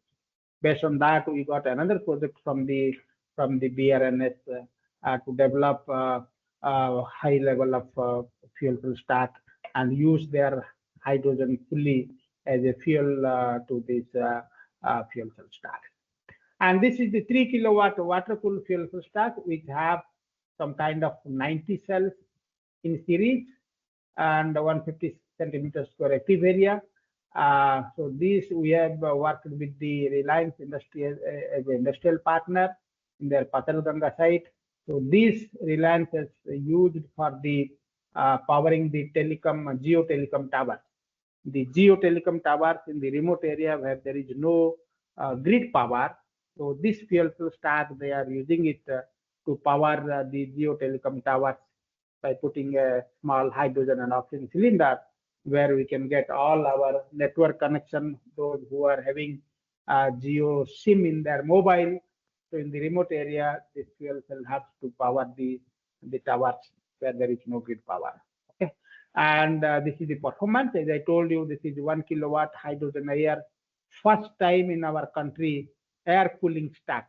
The water cooling stack is a little bit easy, but air cooling stack is more tricky and more mechanical and chemical engineering concept will be useful. And you can see in hydrogen oxygen, we're getting around 1.5 kilowatt power output. And in case of hydrogen air, we are getting 1 kilowatt power output. So we have given to the IGCAR, and the active area number of cells are 20 cells connected in series. The active area 150 centimeters square, operating temperature 60 degrees Celsius, and hydrogen air stoichiometry is around 1.2 is to 3.0. This is again same 90 cells stack, 3 kilowatt fuel cell stack. We have the facilities of fuel cell test station. We can see the individual cell performance, how much voltage is giving, because these are all connected in the series. If one cell damage or give some lower value, then because all are connected in series, the whole stack will affect. So we have the testing facility. We can continuously monitor the voltage of individual stacks. If some MEA, some cell is not performing well, so we can identify and we have some kind of prior intimation, then we can remove that cell with the new one. So that kind of testing facility we have. The individual cell voltage and current monitoring, and this is again the active area is 153 centimeter square, and the 90 cells, as I told you, 90 cells are connected in series, and operating temperature is 60 degrees Celsius we have given to the Reliance industry. These are another kind of fuel cell stack, 4.5 kilowatt fuel cell stack of this is high temperature fuel cell stack, not like phosphoric acid and maltyl carbonate fuel cell. This is some kind of, instead of naphthalene membrane, we have used polybenzyimidazole polymer membrane, which conduct proton at around 170-180 degrees Celsius. Instead of 70-80 degrees Celsius, the operating temperature here is around 150-160 degrees Celsius, where we can use little bit contaminated hydrogen. As I told you, in case of fuel cell, hydrogen high purity is required, but in this case of fuel cell, we can use some kind of a CO contaminated hydrogen. So because when we operate this fuel cell stack at 170-180 degrees Celsius, the CO which is present, that will oxidize to CO2 and it will go away. So that's not a problem when we operate the fuel cell stack around 170-180 degrees Celsius. And this we have worked with the industry TVS, three-wheeler TVS auto at Hosur. So we have given 4.5 kilowatt fuel cell stack. They have expertise to integrate it in their three-wheeler auto application, and they have demonstrated. Recently, 3-4 years back, we have done the 10 kilowatt fuel cell stack. As I told you, the graphite plates are used for the passage of hydrogen and oxygen. But here we have done some kind of mechanical plate, the metallic plate, stainless steel 316L. And the advantage of this metallic plate is this is very thin, less than 1 micron. Around 10 to 20 micron. The graphite plate, what we are using 3 to 4 mm. When you go for 100 or 200 cells connected in series, the fuel cell stack will become bulky. In case of metallic plate, since it is micron thick metallic plate, so entire fuel cell stack, the weight and volume will reduce.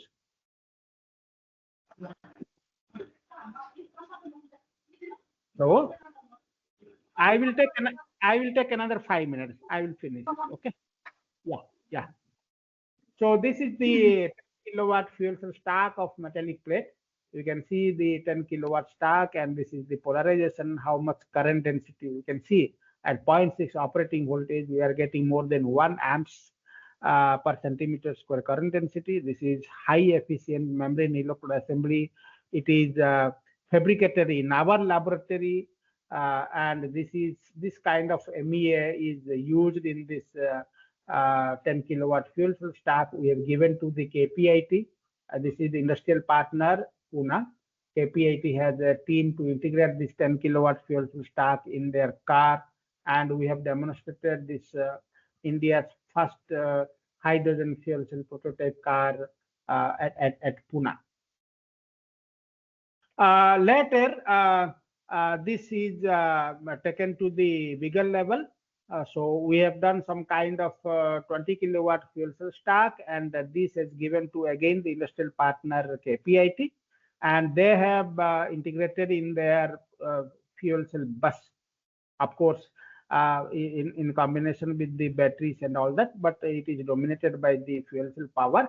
This is the fuel cell 20 kilowatt fuel cell stack we have designed with metallic plate, And recently, in 2024, our Honorable Prime Minister, Mr. Narendra Modi, has inaugurated this fuel cell, around 70 kilowatt fuel cell stack.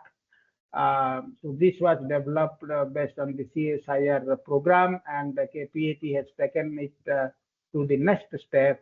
So we have done demonstration in the Cochin shipyard, catamaran. Okay, so these are all fuel cell stacks for various applications in the fuel cell car, bus, and catamaran in the Cochin shipyard. So not only the fuel cell research on the materials, catalyst or membrane, we have developed several kilowatts of the fuel cell stacks for various power applications.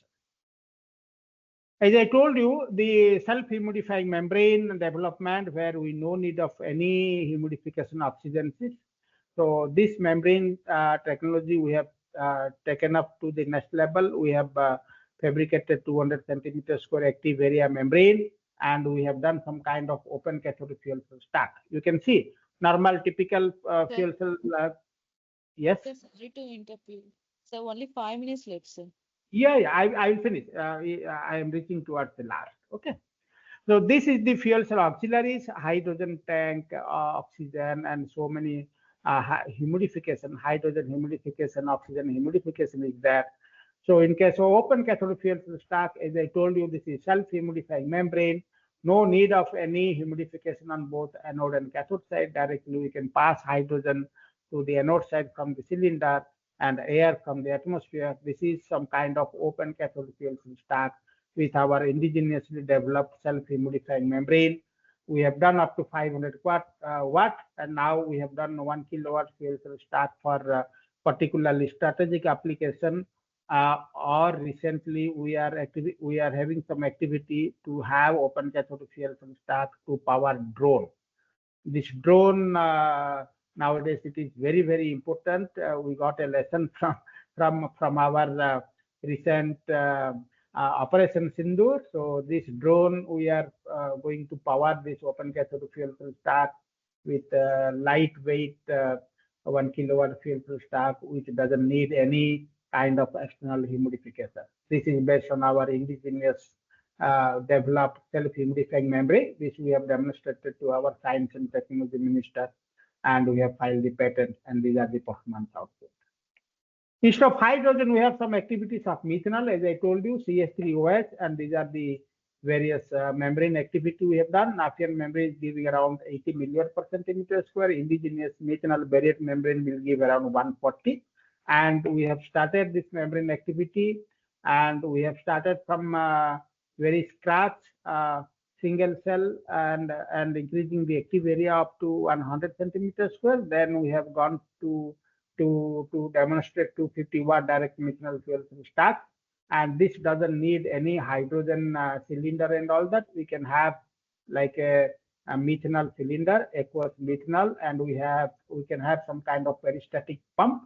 This methanol can circulate to the anode side, and unutilized methanol will go back again to the tank, and this is a recirculation of methanol and air from the cathode side. You can see we have demonstrated 250 watt direct methanol fuel cell stack.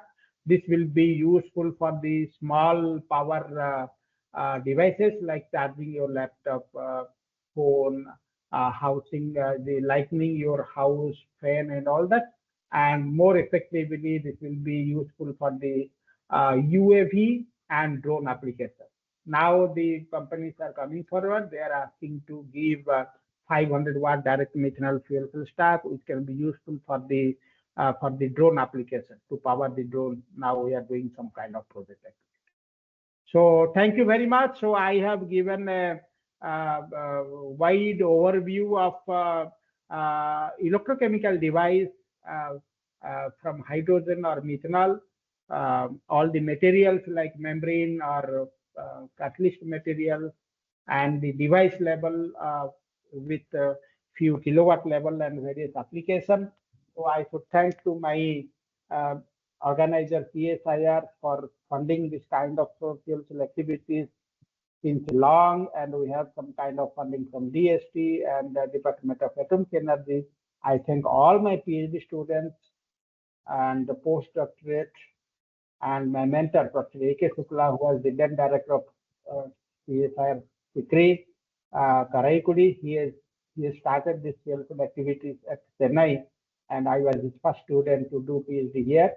And since then, we have taken up these fuel cell activities, and we have demonstrated kilowatt level fuel cell device for various applications. Thank you very much. Thank you, SRM. Thank you, the organizer, for giving me an opportunity to brief my research activities to the FDP program audience. Thank you very much. I will be happy to answer if I have any question. Thank you very much.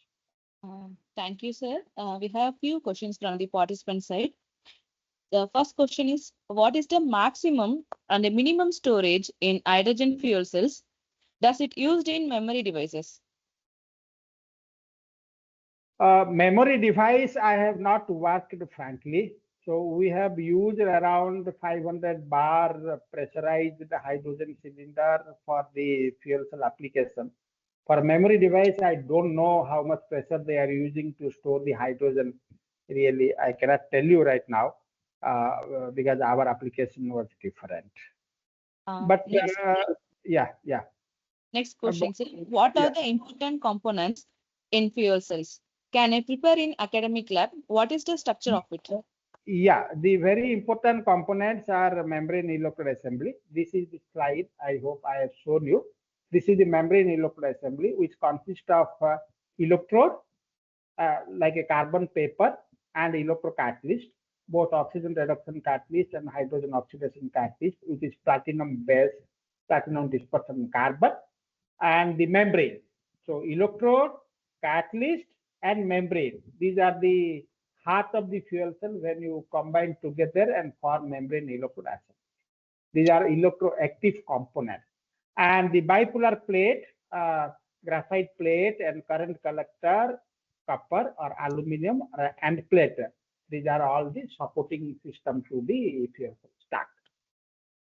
So the next question, what are the software tools used for the pictures and the graphs plotted? We have used for computer simulation and all that. We have computer console multiphysics, and to see some kind of defect engineering and catalyst defect and spin orientation, charge defect and all that. We have used the what is that? These are all the by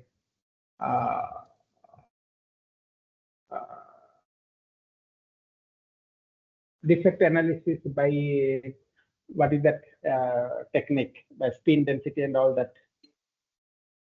I forget the software and all that.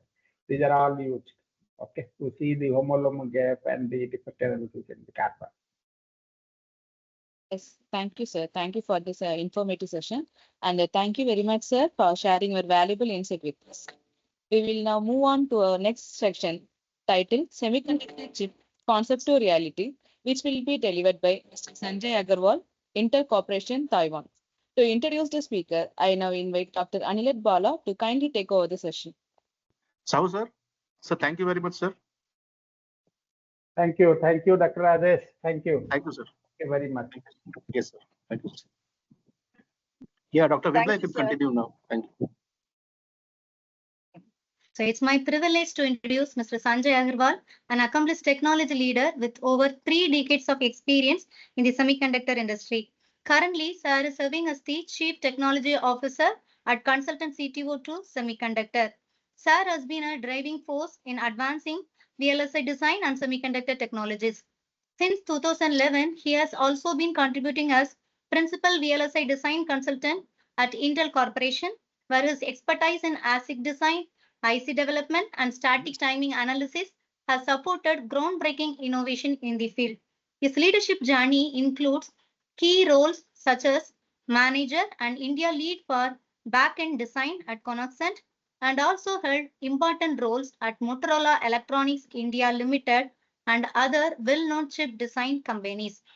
Mr. Sanjay is a proud graduate of the Indian Institute of Technology, Kanpur, where he completed his BTech in Electrical and Electronics Engineering.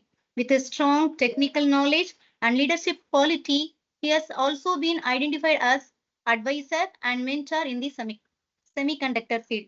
With his rich blended of hands-on engineering experience and executive leadership, Mr. Sanjay continues to inspire teams and shape the future of semiconductor design and innovation.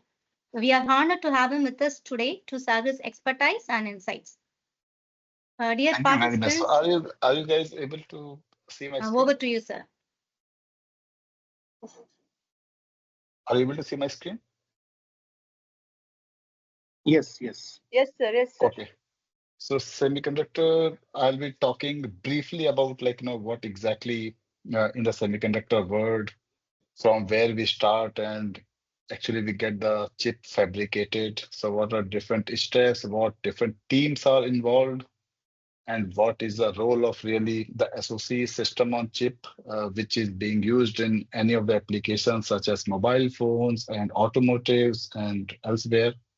So I'll just briefly touch upon these hot areas, which is industry trends, and that is based on the semiconductor.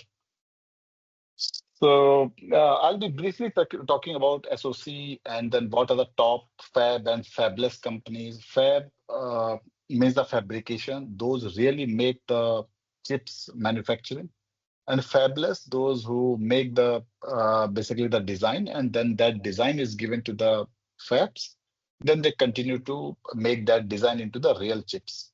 So that I'll be talking briefly, and different engineering disciplines we have, what are the role of different discipline involved, and what the exactly IC fabrication process and the technology trend from 10 years before to now in 2025, where we are looking and moving forward, and different teams involved. So NPI, when we call it's a new product introduction. So whenever any new product comes, so what different teams involved working together and then go over the overall product.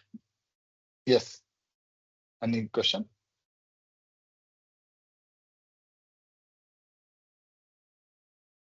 Okay.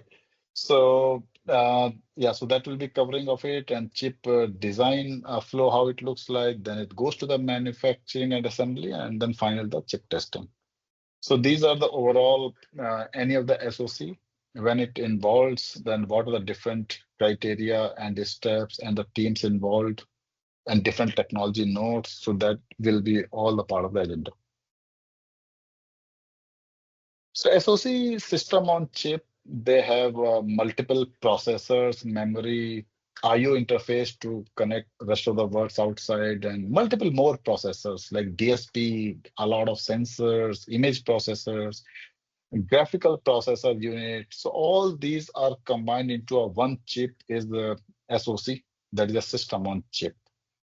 So that integrates multiple components, and that chip goes into the different application of it, like mobile is a one example, the automotive car is another example, and so on, different applications. So the key components that are like CPU, memory, I/O interface, and some specialized units when we call it, like graphics, displays, and the image signal processors and different camera functions. And now we can say AI-based high-speed, the processor capability. So all these are part of the in a single chip, which is a SoC. So just one example, this looks like SoC outside, or this is a tiny chip, right? But what exactly inside, if we just look at one example I'm giving, if we look at different processors, different blocks, so different processor, when we say CPU itself, maybe 8 processor, 6 processor, different companies, they come up with different number of processor based on their application, right? So if it is a AI based, then definitely you need much more heavy duty processor, and it might be multiple running in a parallel, right? So different threads we have, and then all together come up and process the data. So that's for the different CPU. We see like 6, 8, 4, depends on the application. And then we have a memory support of it, like DDR, external, we say UFC, eMMC, right? So DDR, LPDDR4, 5. So different, basically, outside world configuration, different DSI lanes, right? So a lot of sensors also, navigation, and to communicate with the rest of the worlds outside, Wi-Fi, Bluetooth. So all these are everything inside into a single chip, which is SoC. And so that's a high level, like how exactly SoC means. And this is all fabricated into a tiny chip and different process nodes involved. So I'll be going over that into the subsequent slides. So before moving that, so let's talk about some of the famous company names who are involved in fabrication and who are design houses, and then, like, the chip is being manufactured by the fabs. So TSMC is the topmost player. So in this TSMC, it has multiple locations. In Taiwan is one of the major sites for them, and the headquarters is also in Taiwan. So TSMC is a Taiwan semiconductor manufacturing company. So the world's biggest and the largest fabrication house is a TSMC. And a lot more, but behind the technology nodes like Global Foundries and Samsung and Intel, Micron. So Micron is especially for the memories. So like all these are the fabs, they really manufacture. They have the facilities, equipment, capitals to manufacture. Once we get the the tape out happened from the design houses. So the design houses famous are Qualcomm, Apple, Nvidia, AMD, Broadcom, MediaTek. So these are the design houses. They make the designs as per the their requirement, and then that is being manufactured by these companies basically. So now we have talked about SoC high level. We have looked at what is exactly and what are the fabless company and then fabrication company, those who manufacture. Now the thing is how different engineering disciplines are involved. Right? So we have electrical engineering for the circuit design, transistor physics, computer engineering for the simulation verification of it, and fabrication computer architecture wise of it, material science involvement for the process, software engineering for the simulation, autonomous various design and the tools and the process development. Similarly, mechanical engineering and chemical engineering. So these are just high level different disciplines are involved to get one silicon chip. So multiple involvement of the teams. So SoC backbone for devices, and some of the example we can see cybersecurity and SoC. So where secured hardware blocks within the SoCs are manufactured at the final product, and that goes for a bunch of the latest cybersecurity and the different data centers as well for the encryption and password creations. And so hardware-based cryptography is another example. Then tamper detection, a lot of biometric authentication. So everywhere we need basically SoC, and that has the capability to secure boot and follow the authorized software run only. So a lot of basically cryptography can be done. This is one example. Similarly, we have example for mobile device and IoT and industrial cybersecurities as well. Other examples, AI and ML, so machine learning and artificial intelligence SoCs. So that really requires the hardware platform for running these algorithms efficiently, and some of the AI accelerators within SoCs and performing the AI task, and different training models and ML models that can be trained as a part of the software coding, and that being run into the chip in the hardware, and then we process the data and get the output. So this is overall the backbone of SoC. Few examples, a lot more. Smartphone is the one thing, autonomous vehicle is another, medical diagnostic field as well. And different application, different technology node we go. not like one, for example, the latest technology node is a 2 nanometer. So it doesn't mean every application we have to use 2 nanometer. A lot more is still a lot of old technology node, which is 16 nanometer and 14 nanometer, even 28 nanometer are being used. Depends on the application, basically. So again, different example for the communication, computer and consumer, even the gaming box, PS5 we use, and Xbox is used. So there also these SoCs are being used. So now what we have studied in the college time is from the planar structure. So of the CMOS planar, where we have a source, drain, and gate, right? So that is a planar 2D structure, and if we make that into the vertical 3D structures, that becomes FinFET. So we'll see into the next diagram as well in the detail. But we can see over the years how the revenue is getting up and up because more and more demand into the market is coming. So there we can see how the trend across the world is taking place for the FinFET. So FinFET, when we say, so this is like 5 nanometer, 22 nanometer, 28, up to 14 nanometer was basically the FinFET based. And before that, we have used mostly on the planar structures. And now the one level up is that gate all around, which is a GAA, we call it, is the latest technology. So that I'll be talking about some comparison into the next slide. So here we can see, so these the planar that we have very familiar from the school books. So where we have a gate, source, and drain, and just a planar structure. So now if this is this basically source drain path of it, so if this can be made as a vertical 3D, so that will become your FinFET. So we call it fin. So this is one fin basically. And when we use multiple fin, but in the sheet form, so that becomes a gate all around. So this is the latest, like 2 nanometer is being used for the gate all around the structures. So there are different benefits basically. So FinFET we can see in another picture as well. So this is a conductive path. हम तो जुड़े हुए हैं लगातार. हम ऐसा Hello? नहीं है कि बिल्कुल अवसर पे ही फोन कर रहे हैं एक दूसरे को, है ना? Hello?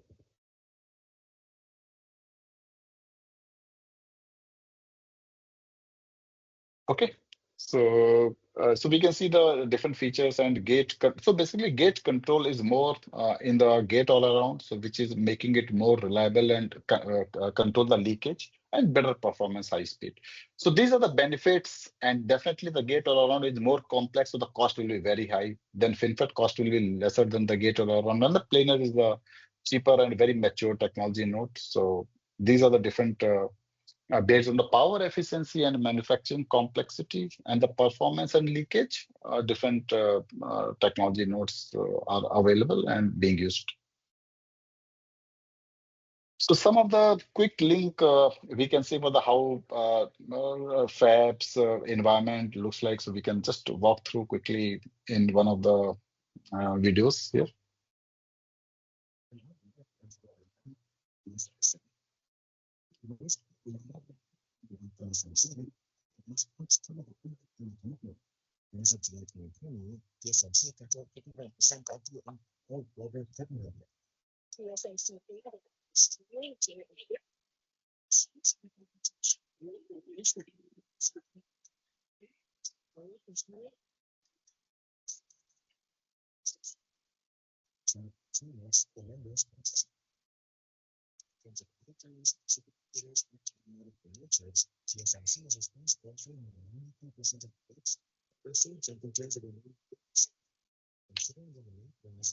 So this is one of the example TSMC how great they are doing in this field, and how the manufacturing really happens.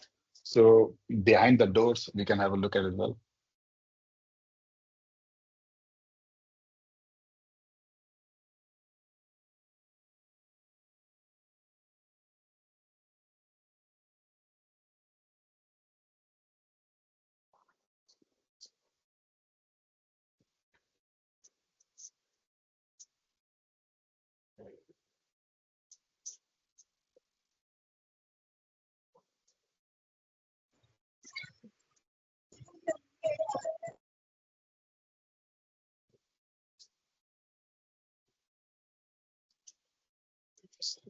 So this is how the fab environment looks like in the clean room, and it is being manufactured. So this was just to give a glimpse of what exactly the fabrication process happened and how it looks like.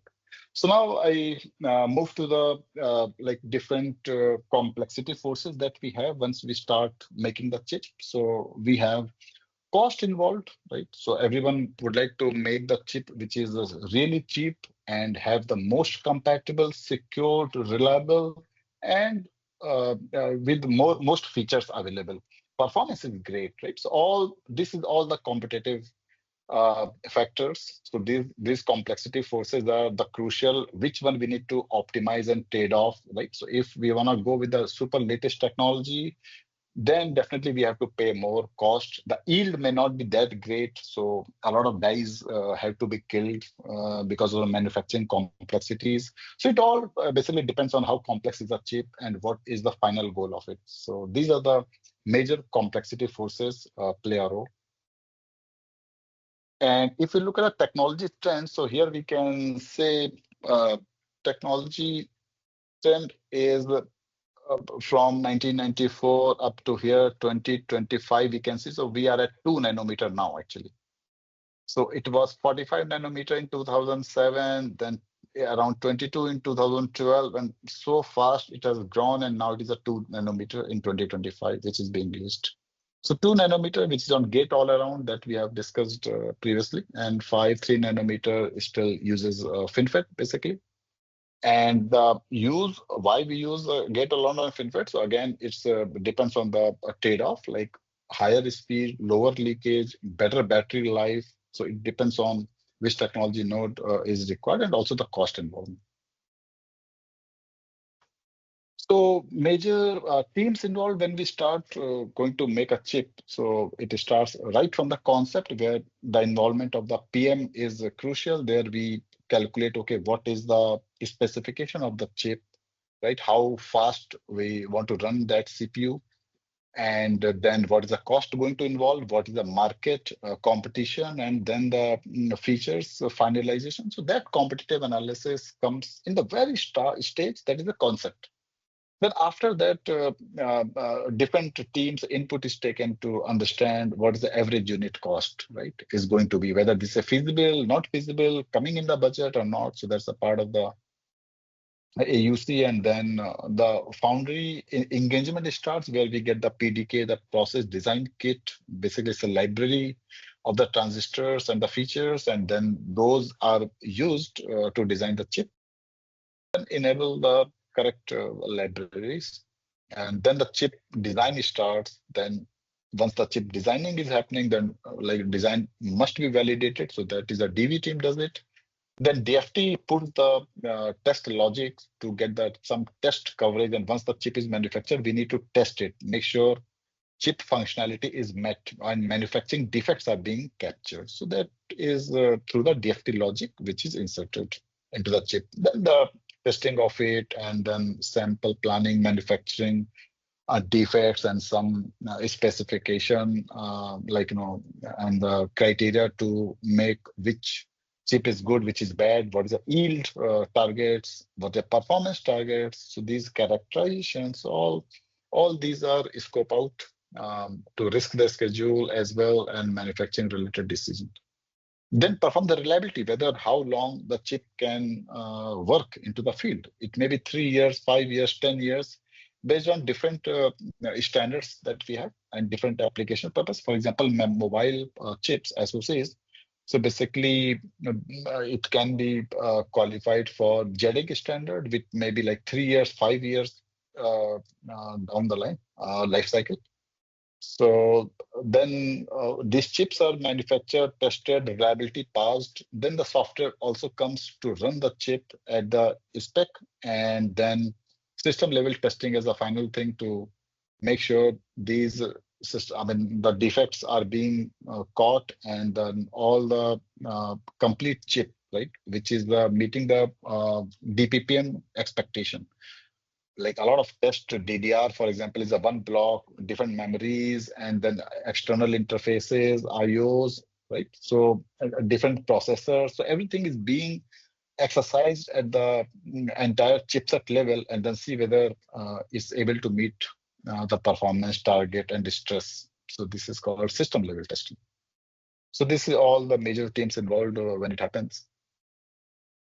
And then design flow is basically, it starts from the specification and then do the synthesis of it, and then layout STA, and then goes for the fabrication. But in between, a lot of front-end design, back-end design, in between the behavioral model, verify function is there, then gate level netlist, and then make sure it still is working.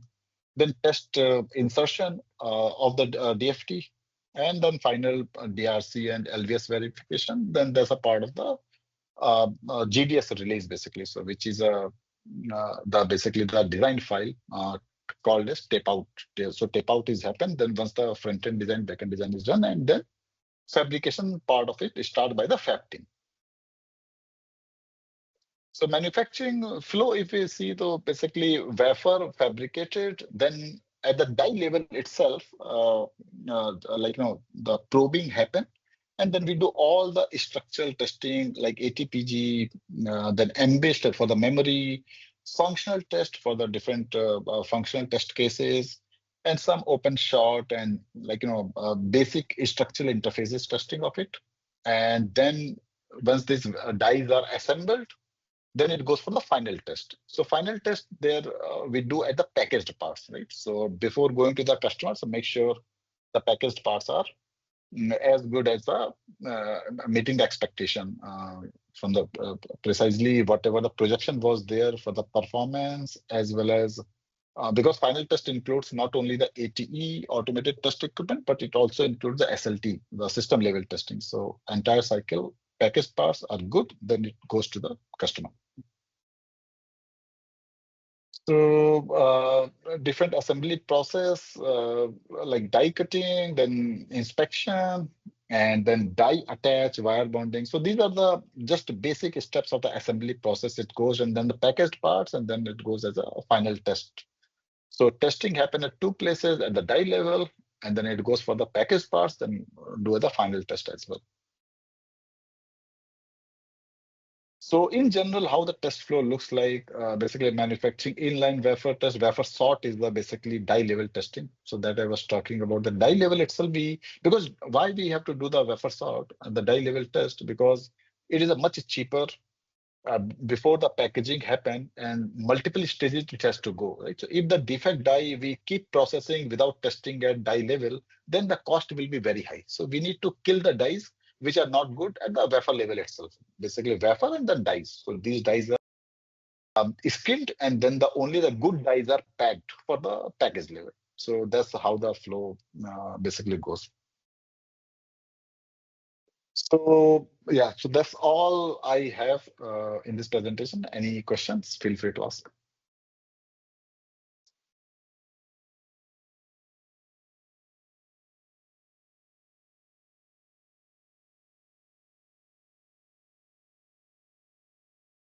Okay, sir.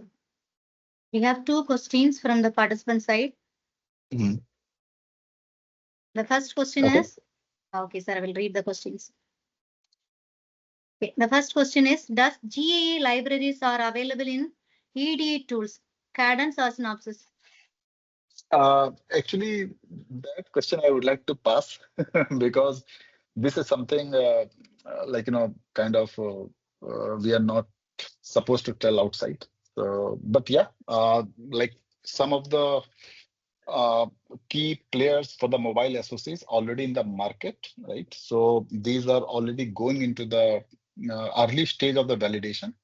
So it means definitely the libraries, the things are much more matured at this point of time. But exact answer I'll just pass because of the the latest trend I cannot expose here. Okay, sir. Move on to the next question. How to validate our DFT after fabrication? Is it possible to check millions of chips? Yeah, so basically ATP, so we have a logic part of it and memory part of it, right? So logic is through the ATPG structural test we have. So we have coverage there like 99%, right? Through multiple tests like ATPG chain, and scan, basically SAF, and then the TDF, the transition delay fault, right? So these are being covered, and as a part of the logic and the memory, we have the MBIS test, different algorithms. So all coverage is kind of 99%, 98%, and some of the complementary coverage we cover through the functional test. So basically, the test time to check the chip is very important, right? If we try to meet 100% of the coverage, then it will take many hours, even days it will take to meet the 100% coverage. So what we do is it's a kind of trade-off. Decent coverage like 99, 98%, and rest of the top of coverage or some kind of a functional coverage is created to cover the critical paths. So that's how the DFT works for the post-fabrication validation. Okay, sir.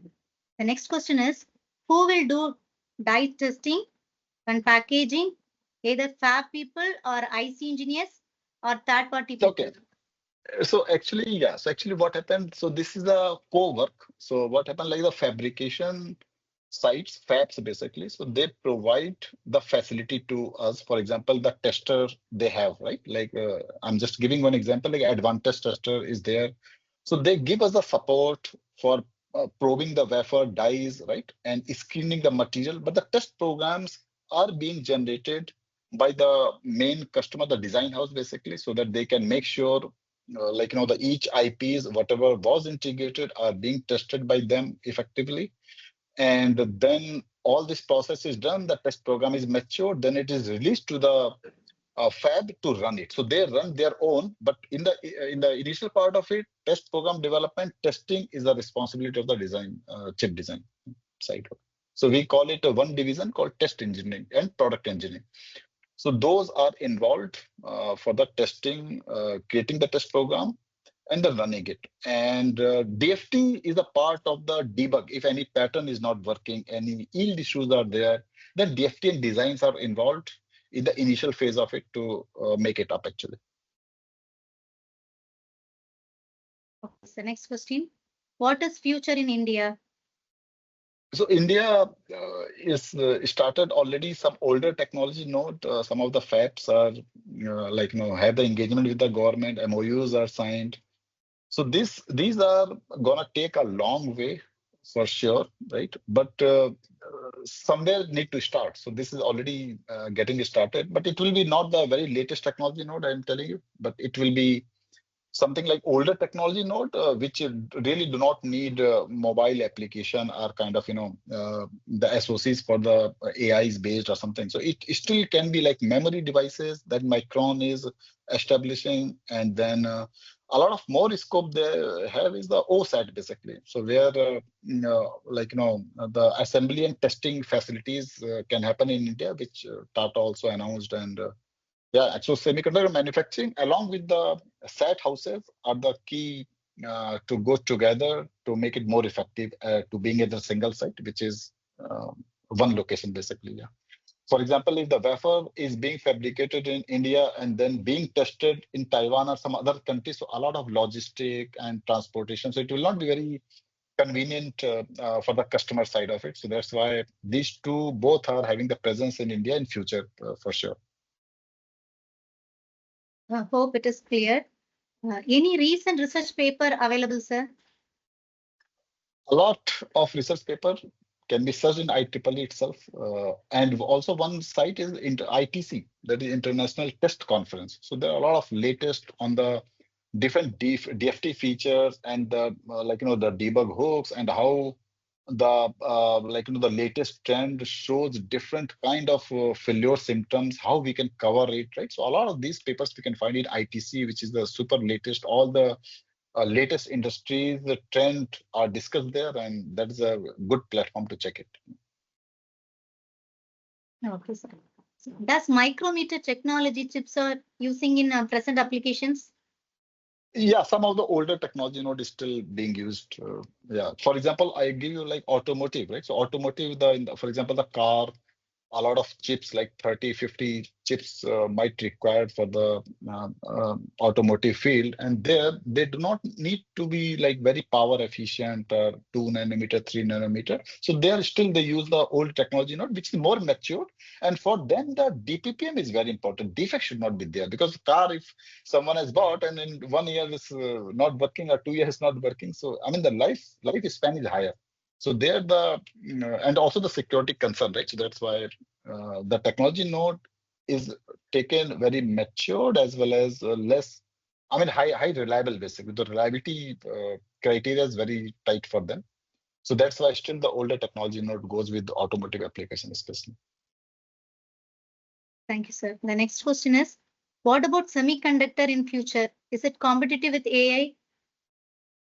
So actually AI is like, what is AI basically, right? So artificial intelligence is going to use multiple processors and very fast processing of the data, right? So that is to be supported by the semiconductor chip itself. So that's why, like, if you see, so different companies are saying AI hardware. NVIDIA is also saying AI hardware and AI chips they are going to manufacture in future. So basically, they are going to tune their chips in a way more instructions in a single time parallel can be processed, and at the same time a lot of data can be processed in parallel very efficiently, is what is the AI basically. Okay, so the next question is, what are the tools used in industry for DFT and verification of chip model at 2 nanometer?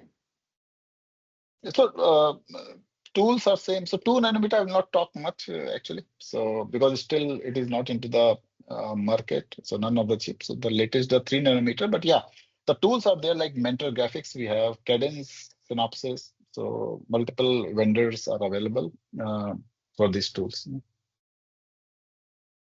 Okay, so thank you.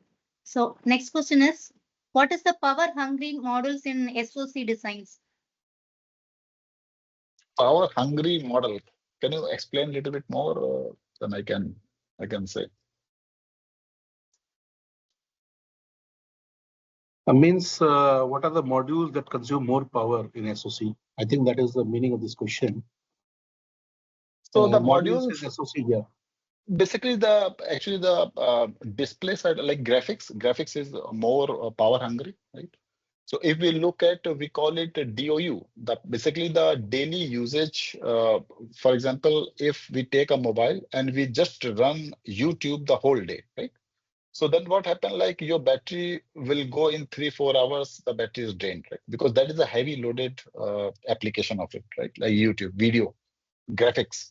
And if you just use some document like Excel or sheet or something, and then you keep doing that work a lot whole day, so battery is not going to drain, right? So these are more graphics related and the digital signal processing related apps, applications basically. So they are more power hungry module.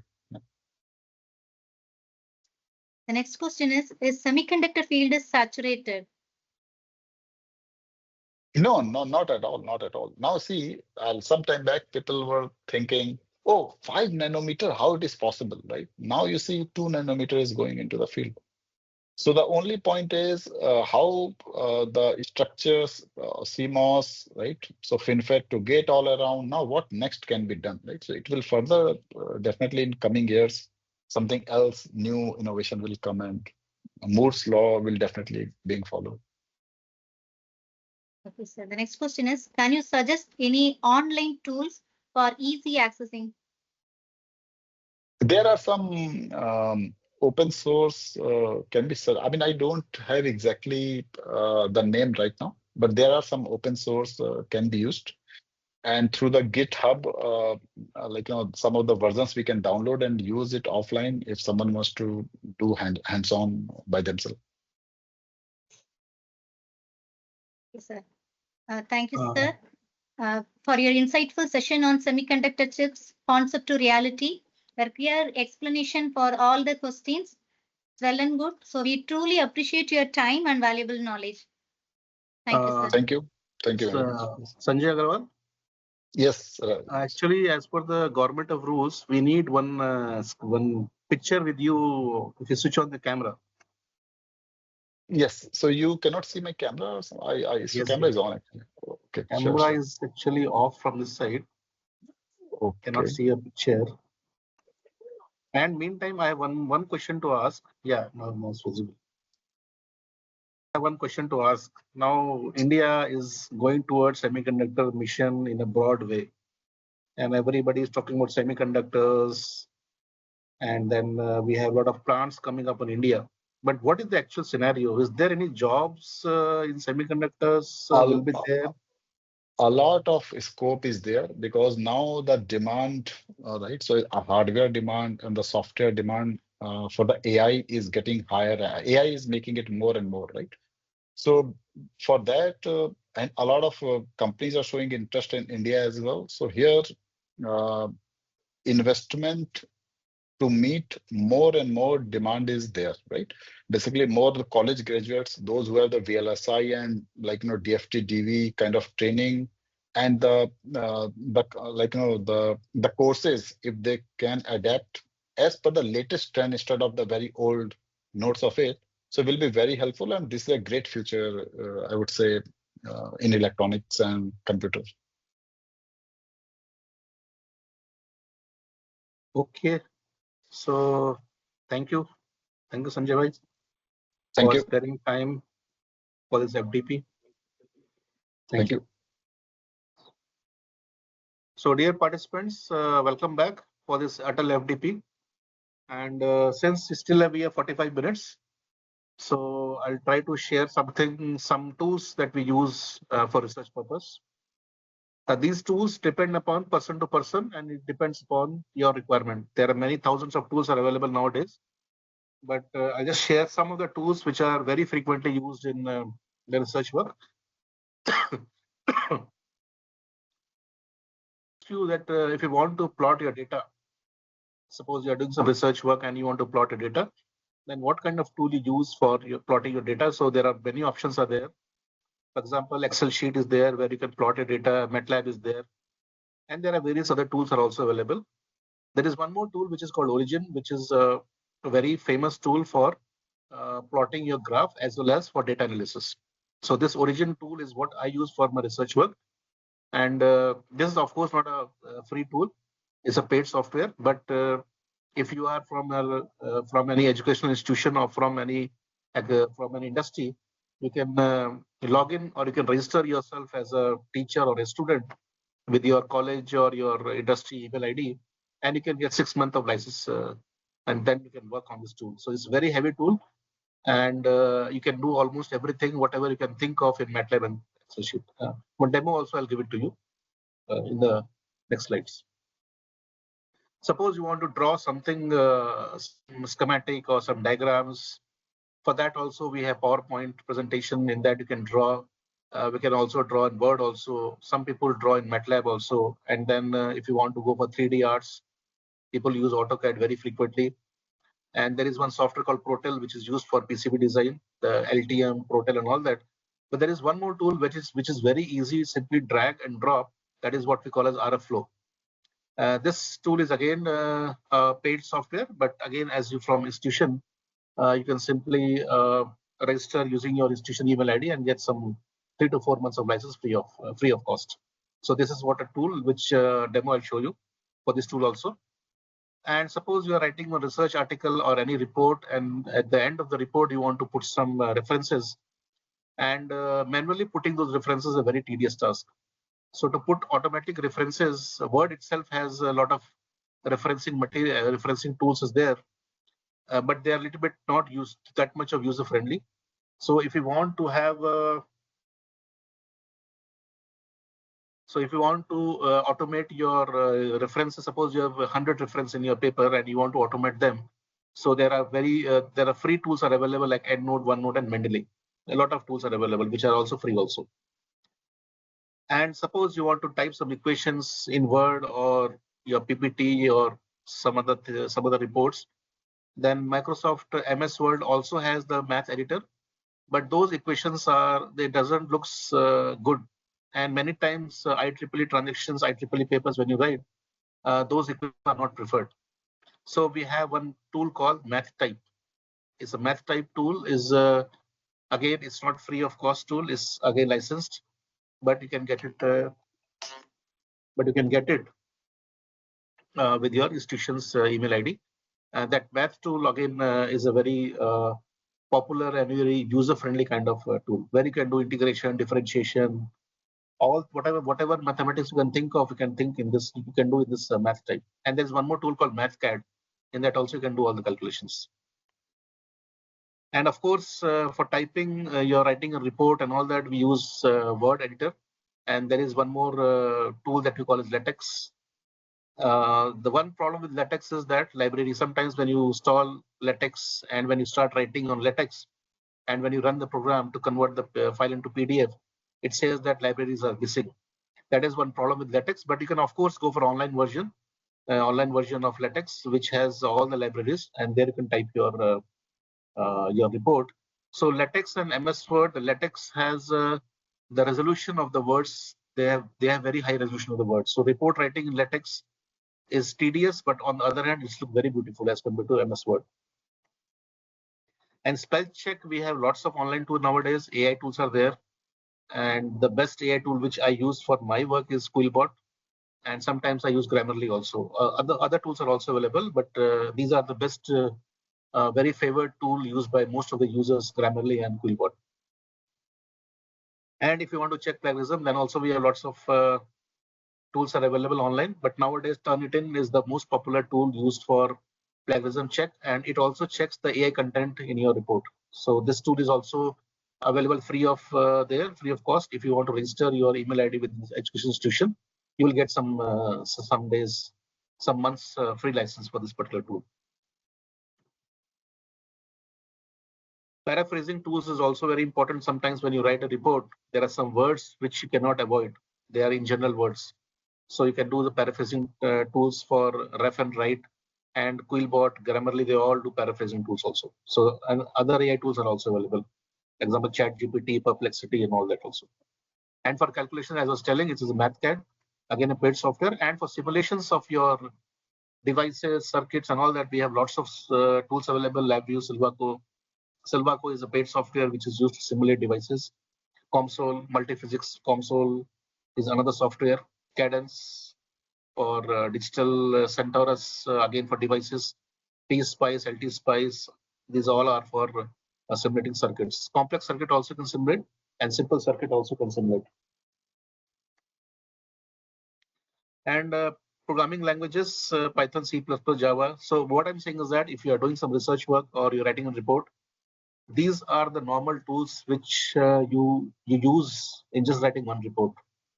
So without tools, you cannot write a good report. So these are tools which are mandatory for a researcher or a person who's writing a report or any paper or any thesis, whatever you want to write. These are some of the tools which are being used worldwide. So let us take these tools one by one. I'm not going to detail of those tools here. Just want to show the capability and the power of those tools. So first tool is Origin tool, which I said is a plotting tool. So this is a graph which I've taken from some students' Excel data sheet, and this is graph plotted using Excel. So if this graph looks better to you, can you put this graph in your research paper? This graph is the output of some of the LT-Spice or some of the software like MATLAB and all that. And this is the graph. So the top two graphs, what you see here, and the bottom two graph. So you prefer to put which of these graph in your research paper or report? So those two graphs which you can see the top are plotted using this tool called Origin. And Origin is not only a plotting tool, but it's also a data analysis. So if you want to do a lot of data analysis, which you can do very easily in this particular software called Origin. So Excel sheet versus MATLAB.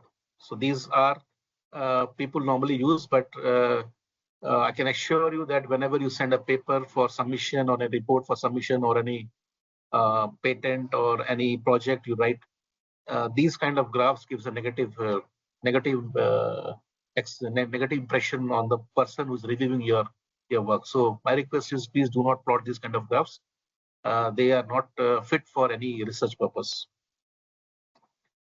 Drawing tool, as I was telling, drawing tool, you can plot lots of drawing in your PowerPoint presentation. People have drawn beautiful schematics in PowerPoint, but PowerPoint do not take care of the shapes. For example, if you want to merge a rectangle with a circle, then you have to do the merging in PowerPoint. But all those shapes are available in this RF flow. RF flow has thousands and thousands of shapes under various folders. For example, if you want to plot rectangle, so there is one folder called rectangle. If you will find lots of rectangles are there, circle, lines, curved lines, straight lines, whatever you can think of, all types of symbols are there. And this was one just example I'm showing it to you here. This schematic I've drawn using RF flow. This schematic I've drawn using PowerPoint. So I'm saying that PowerPoint also can do things, but if you ask me how much time it took to plot me this, to make this diagram on the right side, I can say maybe 1 week. It took around 1 week to make this diagram, which I'm showing on the right side, because PowerPoint is not that much user friendly for drawing the schematics. It is good for presentation and animations, but this is not. But if you know PowerPoint very well, you are very versed with PowerPoint. So I just want to show that PowerPoint has the capability to draw any kind of diagrams, whether you talk of 1D, 2D, or 3D. So this diagram is a thermal evaporator, and I draw this diagram for my thesis when I was doing PhD, and at that time I did not know about this RF flow, that something is there like RF flow also. So I think maybe more than 1 week I took this plot to draw this particular schematic. This is one more picture I've drawn using PowerPoint only. So PowerPoint, you can, with your imagination, it's a very powerful tool for drawing also. But again, if you ask me how much time, maybe 3 to 4 days to make this particular slide, this diagram. And as I was telling, there is one more tool called ProTL LTM for PCB designing. So this drawing tool helps you to draw circuits which are not easily available in your LT Spice or PSpice. You can draw very beautiful circuit diagrams in your this kind of softwares, but these are again paid software. So one more tool which is free software is called EasyCAD or something like that. EasyCAD is there, which is nowadays free software. You can use those software for drawing a PCB circuit designs. And AutoCAD and Autodesk, these are like very heavy tools to draw 3D pictures. 2D also can draw, but normally these are used by mechanical engineers, civil engineers to design structures, buildings, and all that. So it's a very heavy tool, but you can draw for your research purpose. You can draw precise, exact, precise. If you are in the field of semiconductors, you can. You will know what I'm saying is that you can draw the mask layout in your this kind of software, which will give you pixel to pixel precise drawings, which otherwise is not possible in some other tools. So these tools can be used to draw masks for your fabrication. So this kind of mask which I've drawn using AutoCAD, because when you do a masking, you require very precise micrometer kind of precise dimensions, which no tools gives. So these all I've drawn using this AutoCAD only. And then, as I was telling about referencing tool, so suppose you have hundreds of references are there in your presentation, in your report, and then you want to change, suppose 51st reference to 52, or you want to reduce it to 49. Then from 49 to 100, you have to change all the numbers manually. But there are tools which can do it automatically. If you change any of the numbering in between, all the numbers get automatically changed. And that is what we call a referencing tool. And one example is EndNote. Second example is Mendeley. A lot of online tools are also available. And referencing is a very important part of your thesis or report or project, whatever you're writing. So manually adjusting all the references 100 to 100 is a very difficult task. So we say the researcher has to be smart, not only in doing research, but then also how to write the report. A bad idea can be turned beautifully if you present it properly, and a beautiful idea can become a headache or a havoc if you don't write properly. So if you use various tools for your report, a small idea can become a patent, a small idea can become a research article, can become a letter. Lots of things can be done, but it has to be written properly. So reviewer is always sitting there to reject the paper. Whenever paper comes to me for review or any report or thesis, the first thing I see is the terms of how much effort this person has done, not in terms of research, but in terms of report writing. So first thing what I see is the how properly has he arranged his pictures, the references and all that. So if suppose the paper is of five page length, I'll take hardly 2 minutes to browse through those 5 pages to see that whether the equations are correctly written or not, whether the diagrams are proper or not, resolutions proper or not. And based upon that, people simply reject the paper. So reviewer don't want to accept a paper because he has to give a lot of time to review the paper. But for rejection, there is no time. So don't give a chance to the reviewer to reject a paper based upon the format of the paper. I myself have faced many times because of formatting, paper is not accepted. Recently, only one article got rejected because of formatting only, because the format was not proper and got rejected. So don't give the chance to anyone to reject the paper based on those content of formatting. So this is one example, just the references, 1, 2 and all that. So please make a use of all those tools for your report writing. And then I was telling about this tool called MathType. And if you see the resolution of this equation, which I've written here in this MathType tool, its resolution is too good. And if you compare this with what you write in your math editor, IEEE especially don't want the equation to be written in math in your word editor. They always want this kind of high resolution equations. And you can write whatever you want to write in math, this tool. Complex equation, simple equations, log equations, exponential equation, whatever you can think of, highlight, colored, and all that. Everything you can do it from here. This is a very small tool, but it has a lot of versatility in it. It can do a lot of things in this tool. So this is the last equation that I've written, is the example I've taken from Word. This equation is not that much crispy as compared to those two above equations. So that is my recommendation, that always whenever you write a research article, please don't use the inbuilt math editor. Please try to go with this MathType kind of editor. And typing tool, in Word you can type a lot of things. Word is a very powerful tool. Word itself is a powerful tool. It has lots of fonts, lots of capabilities to write in different colors, different fonts. But we don't explore all the fonts. We simply say Times Roman or Arial or Calibri, that's all. We are limited ourselves to only 3 to 4 types of fonts. But the way you present your idea, even one line, can be changed by choosing the proper kind of font from your MS Word. I have given several examples here, maybe Times New Roman, Calibri or Comic Sans or Gill Sans, PT Sans, lots of Rockwell is there. Lots of fonts are available. I request all of you to kindly explore the tools, explore the various kinds of fonts, not for paper writing, but for your presentation. Your idea, one line in proper font can make a lot of difference. So this is what I've written here.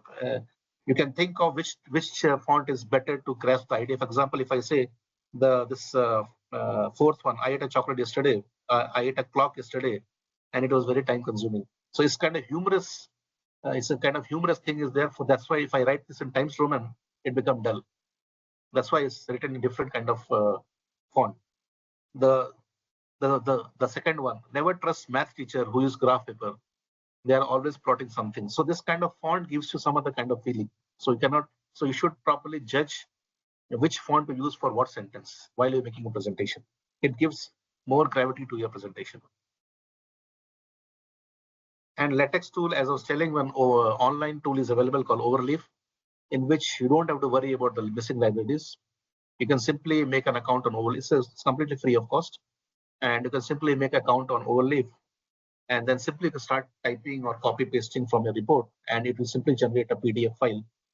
The only problem with the LaTeX, what I feel is that suppose you want to insert a picture in picture. If you have a diagram and you want to insert one more diagram inside the diagram, the location of that diagram is what it matters in this particular kind of software. So that kind of things becomes tedious, which is otherwise very easy in the MS Word. And I use this Overleaf for my thesis writing. But later I switched to MS Office because I find a lot of difficulty, or I was not that much well prepared for this particular software. But the resolution that this gives us very good resolution. So if you are a BTech student or an MTech student or PG student, and if you're writing your report, I suggest to go for LaTeX. It gives very crispy and very good looking words for your reports as compared to MS Word. So this one example here, you write your text this side, and one side you get the PDF format. And spell check, nowadays we don't find any errors in the reports. Why? Because we all are checking reports with online tools. Mostly I use Grammarly and Quillbot. Quillbot is Grammarly and Quillbot both are not free softwares, but you can make an account and then certain features you can use. Quillbot is nowadays various institutions that take the bulk license. For example, our SRMS has taken the bulk license for Quillbot. So we have access to all the tools, the pro features of Quillbot, and we do a lot of spell check and grammar check in those two tools. But my recommendation is that do not simply publish a report without checking properly the grammar. Sometimes grammar also leads to failure of your project or your paper. So grammar check should be proper. Lots of online tools are available. You can use any of the tools to properly check your language of your paper. So this I have made this. All the spellings are wrong here, as you can see that, and it is showing all red color, and the suggestions are given on the right side. So a basic level of check you can do with free account also. Do not buy this software. I'm not recommending to buy this software. Just basic check you can do, spelling check and all that you can do from the software. So it gives all kinds of errors here. That lots of spellings are mistake here, and active to passive voice, passive to active voice, that all conversion can be done in this particular software.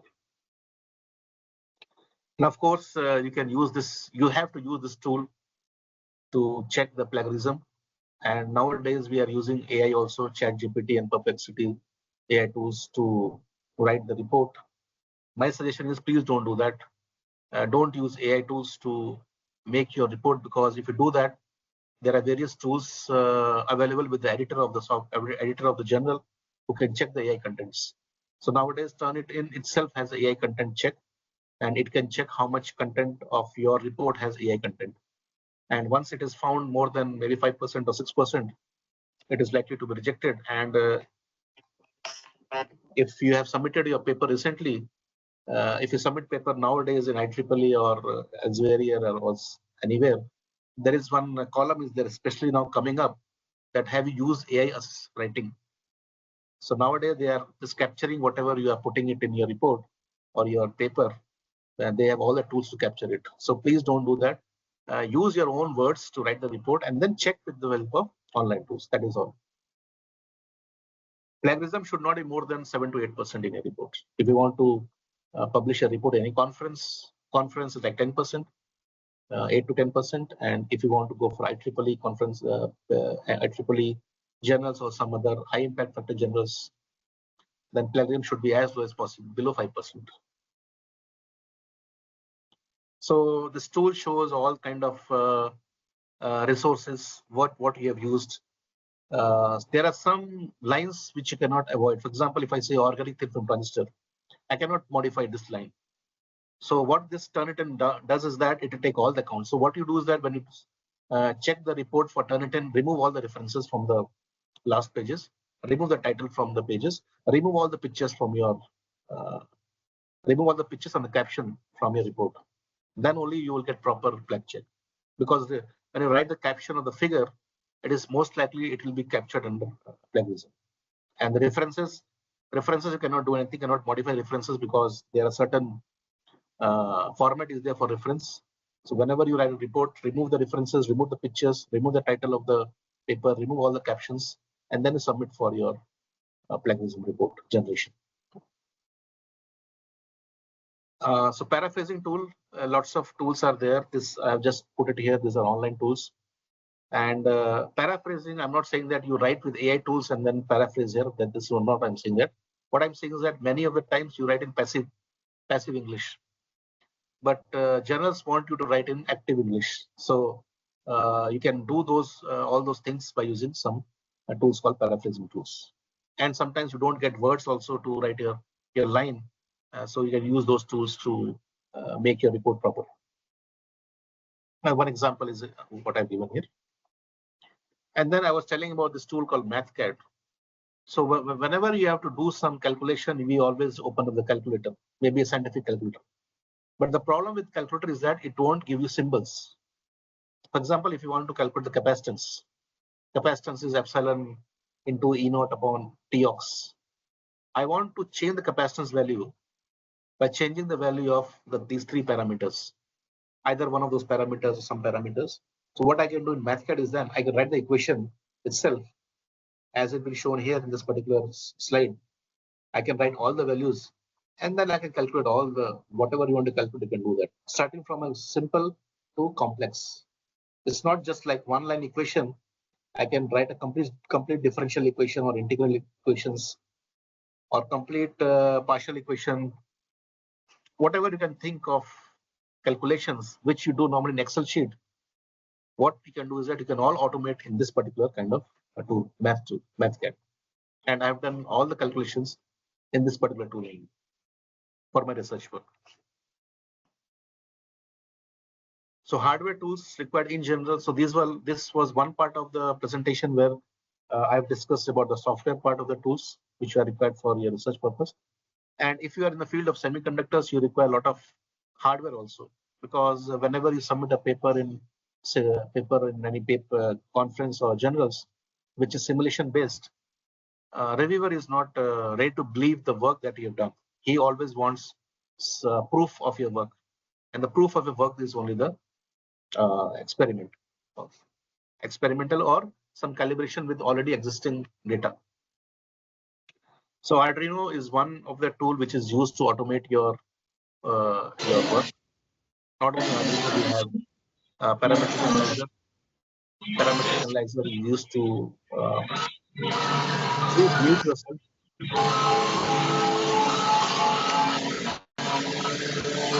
Moderator, mute the person who's there. Yeah, so we have semiconductor parametric analyzer, which is used to measure the IV characteristics or the CV characteristics of any device, BJT, MOSFET, or whatever you want to make, diode also. And then to measure a device, you require probe station also. So in SRM, we have now we have a good facility of device fabrication. We can fabricate a solar cell, we can fabricate a thin film transistor, and we have all these equipments in-house. And we are doing a lot of experiments also in our department. So probe station is there. Ellipsometry is to find out the thickness of the layer, whichever you're depositing.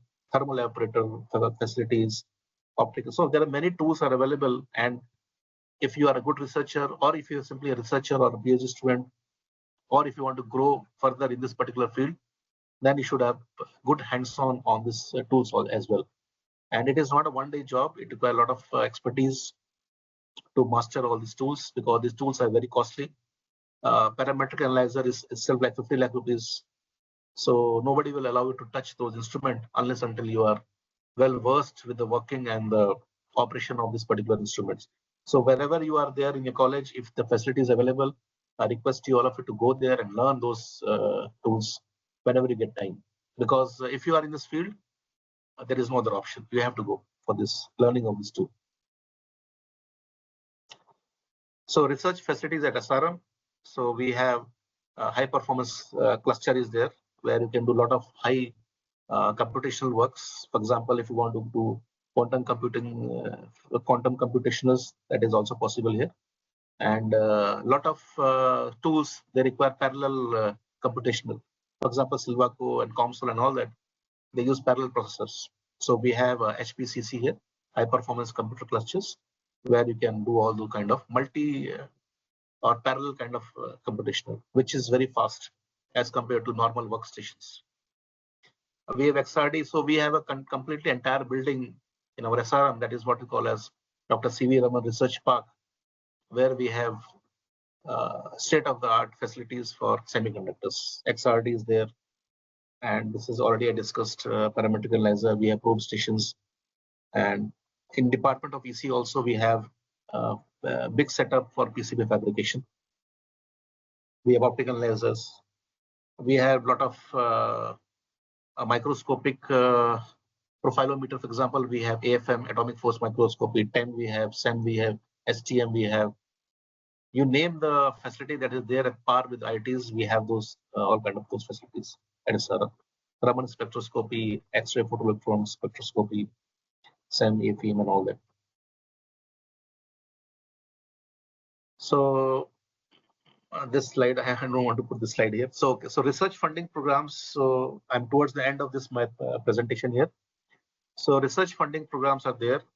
A lot of research funding programs are there. And many times people do not apply because of the fear that my project will be get rejected. But as far as my experience is there, we should apply. We never know when there is no other people applying for the same project what we are applying. There may be only hardly 2 or 3 projects been applied because of the fear. So my suggestion is that you please keep on applying to the various funding agencies. And this is just a comprehensive list here. You'll find a broader list of research funding program from government website. SERB is there, and a lot of other websites are there. DRDO is there, and lots of other websites are there where you can find lots of research funding programs are there. So CSIR, DBT, DST, INSA, ISRO, and there are a lot of joint programs also there with collaboration with foreign universities.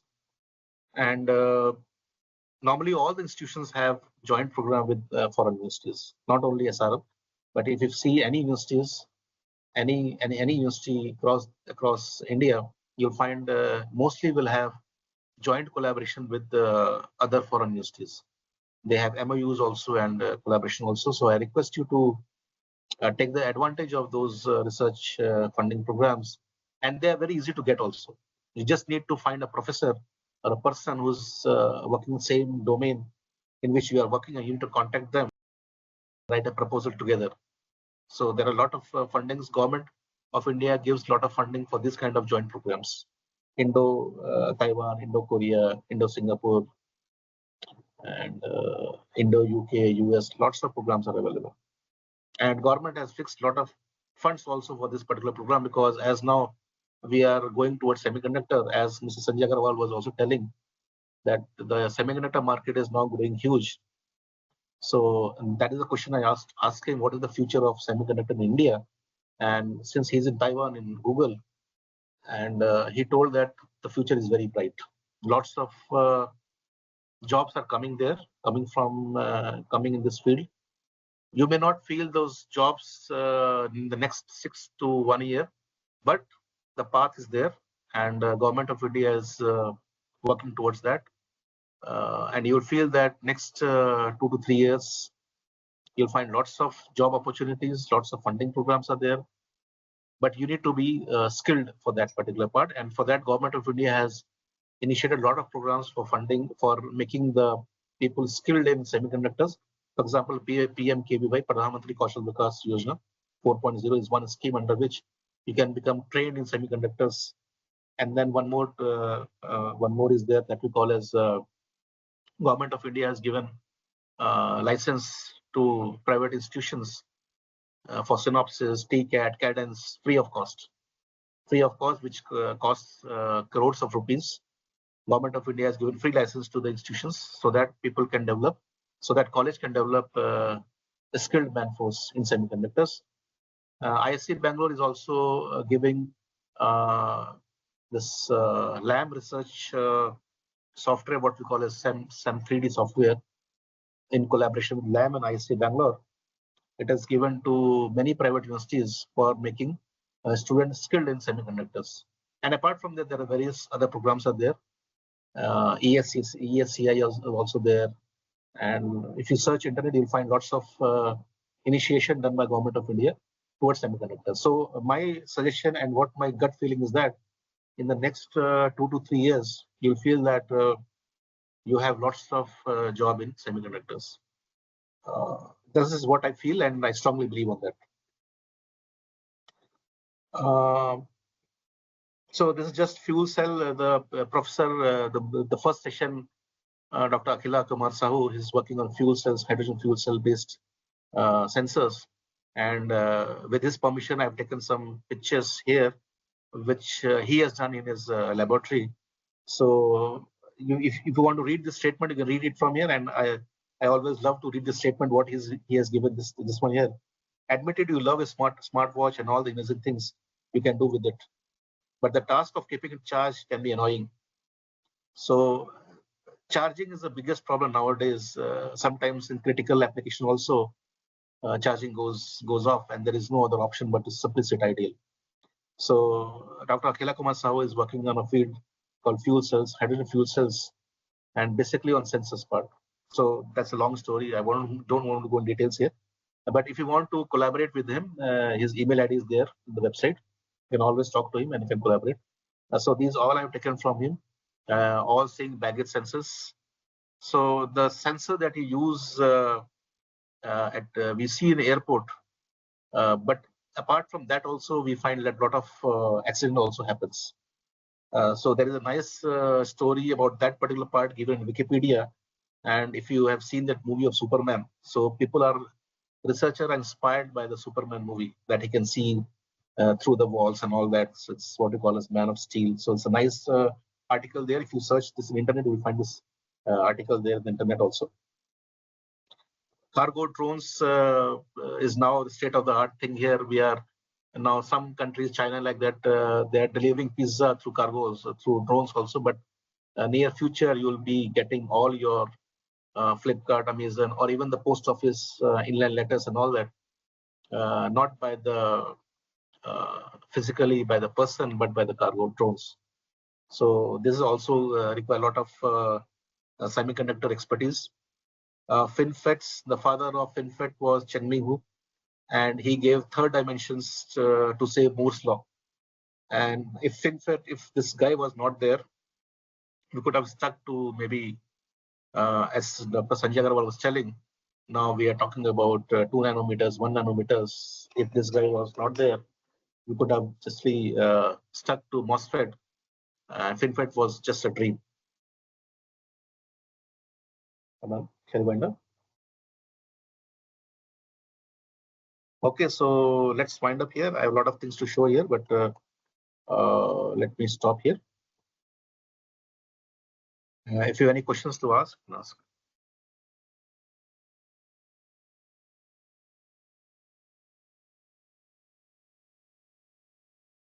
Yeah, so the questions are there.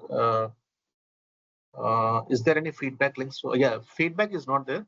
Attendance link is there. I'll post attendance link just now, in just a minute. Feedback is not there. Feedback you have to fill in the ATAL website only, ATAL portal only at the end of the session, at the end of this FDP. Attendance link I'll share just 2 minutes. Any questions is there? For beginners to get in industry with analog, let's say domain, will they could learn and practice any tool? Yeah, there are a lot of tools are there. Cadence to GDI, GDS tool is there, Cadence, Synopsys.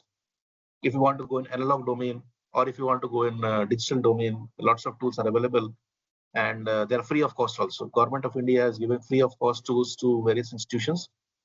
You can ask your college department to apply for that, and surely you will get those tools free of cost. Cadence, TCAD, Synopsys, all you will get free of cost is there. So let me post the attendance link for today's session. Attendance link is very simple. It's Google form. Just share your name and your mobile number, and please do not share it outside this particular chat here. Just a minute, I'll share now. So one of you can check whether this link is opening or not. Can any volunteer can check whether the link is proper or not? Open, sir. Is it opening? Okay. So just fill this link, and then tomorrow we again will meet at same time, 6 o'clock. And tomorrow we have sessions, good sessions also. So I request all of you to join on time, and please keep your audio and video in off position. Thank you very much. Aruna ma'am, shall we wind up? Yes, sir. Have Okay, you posted all the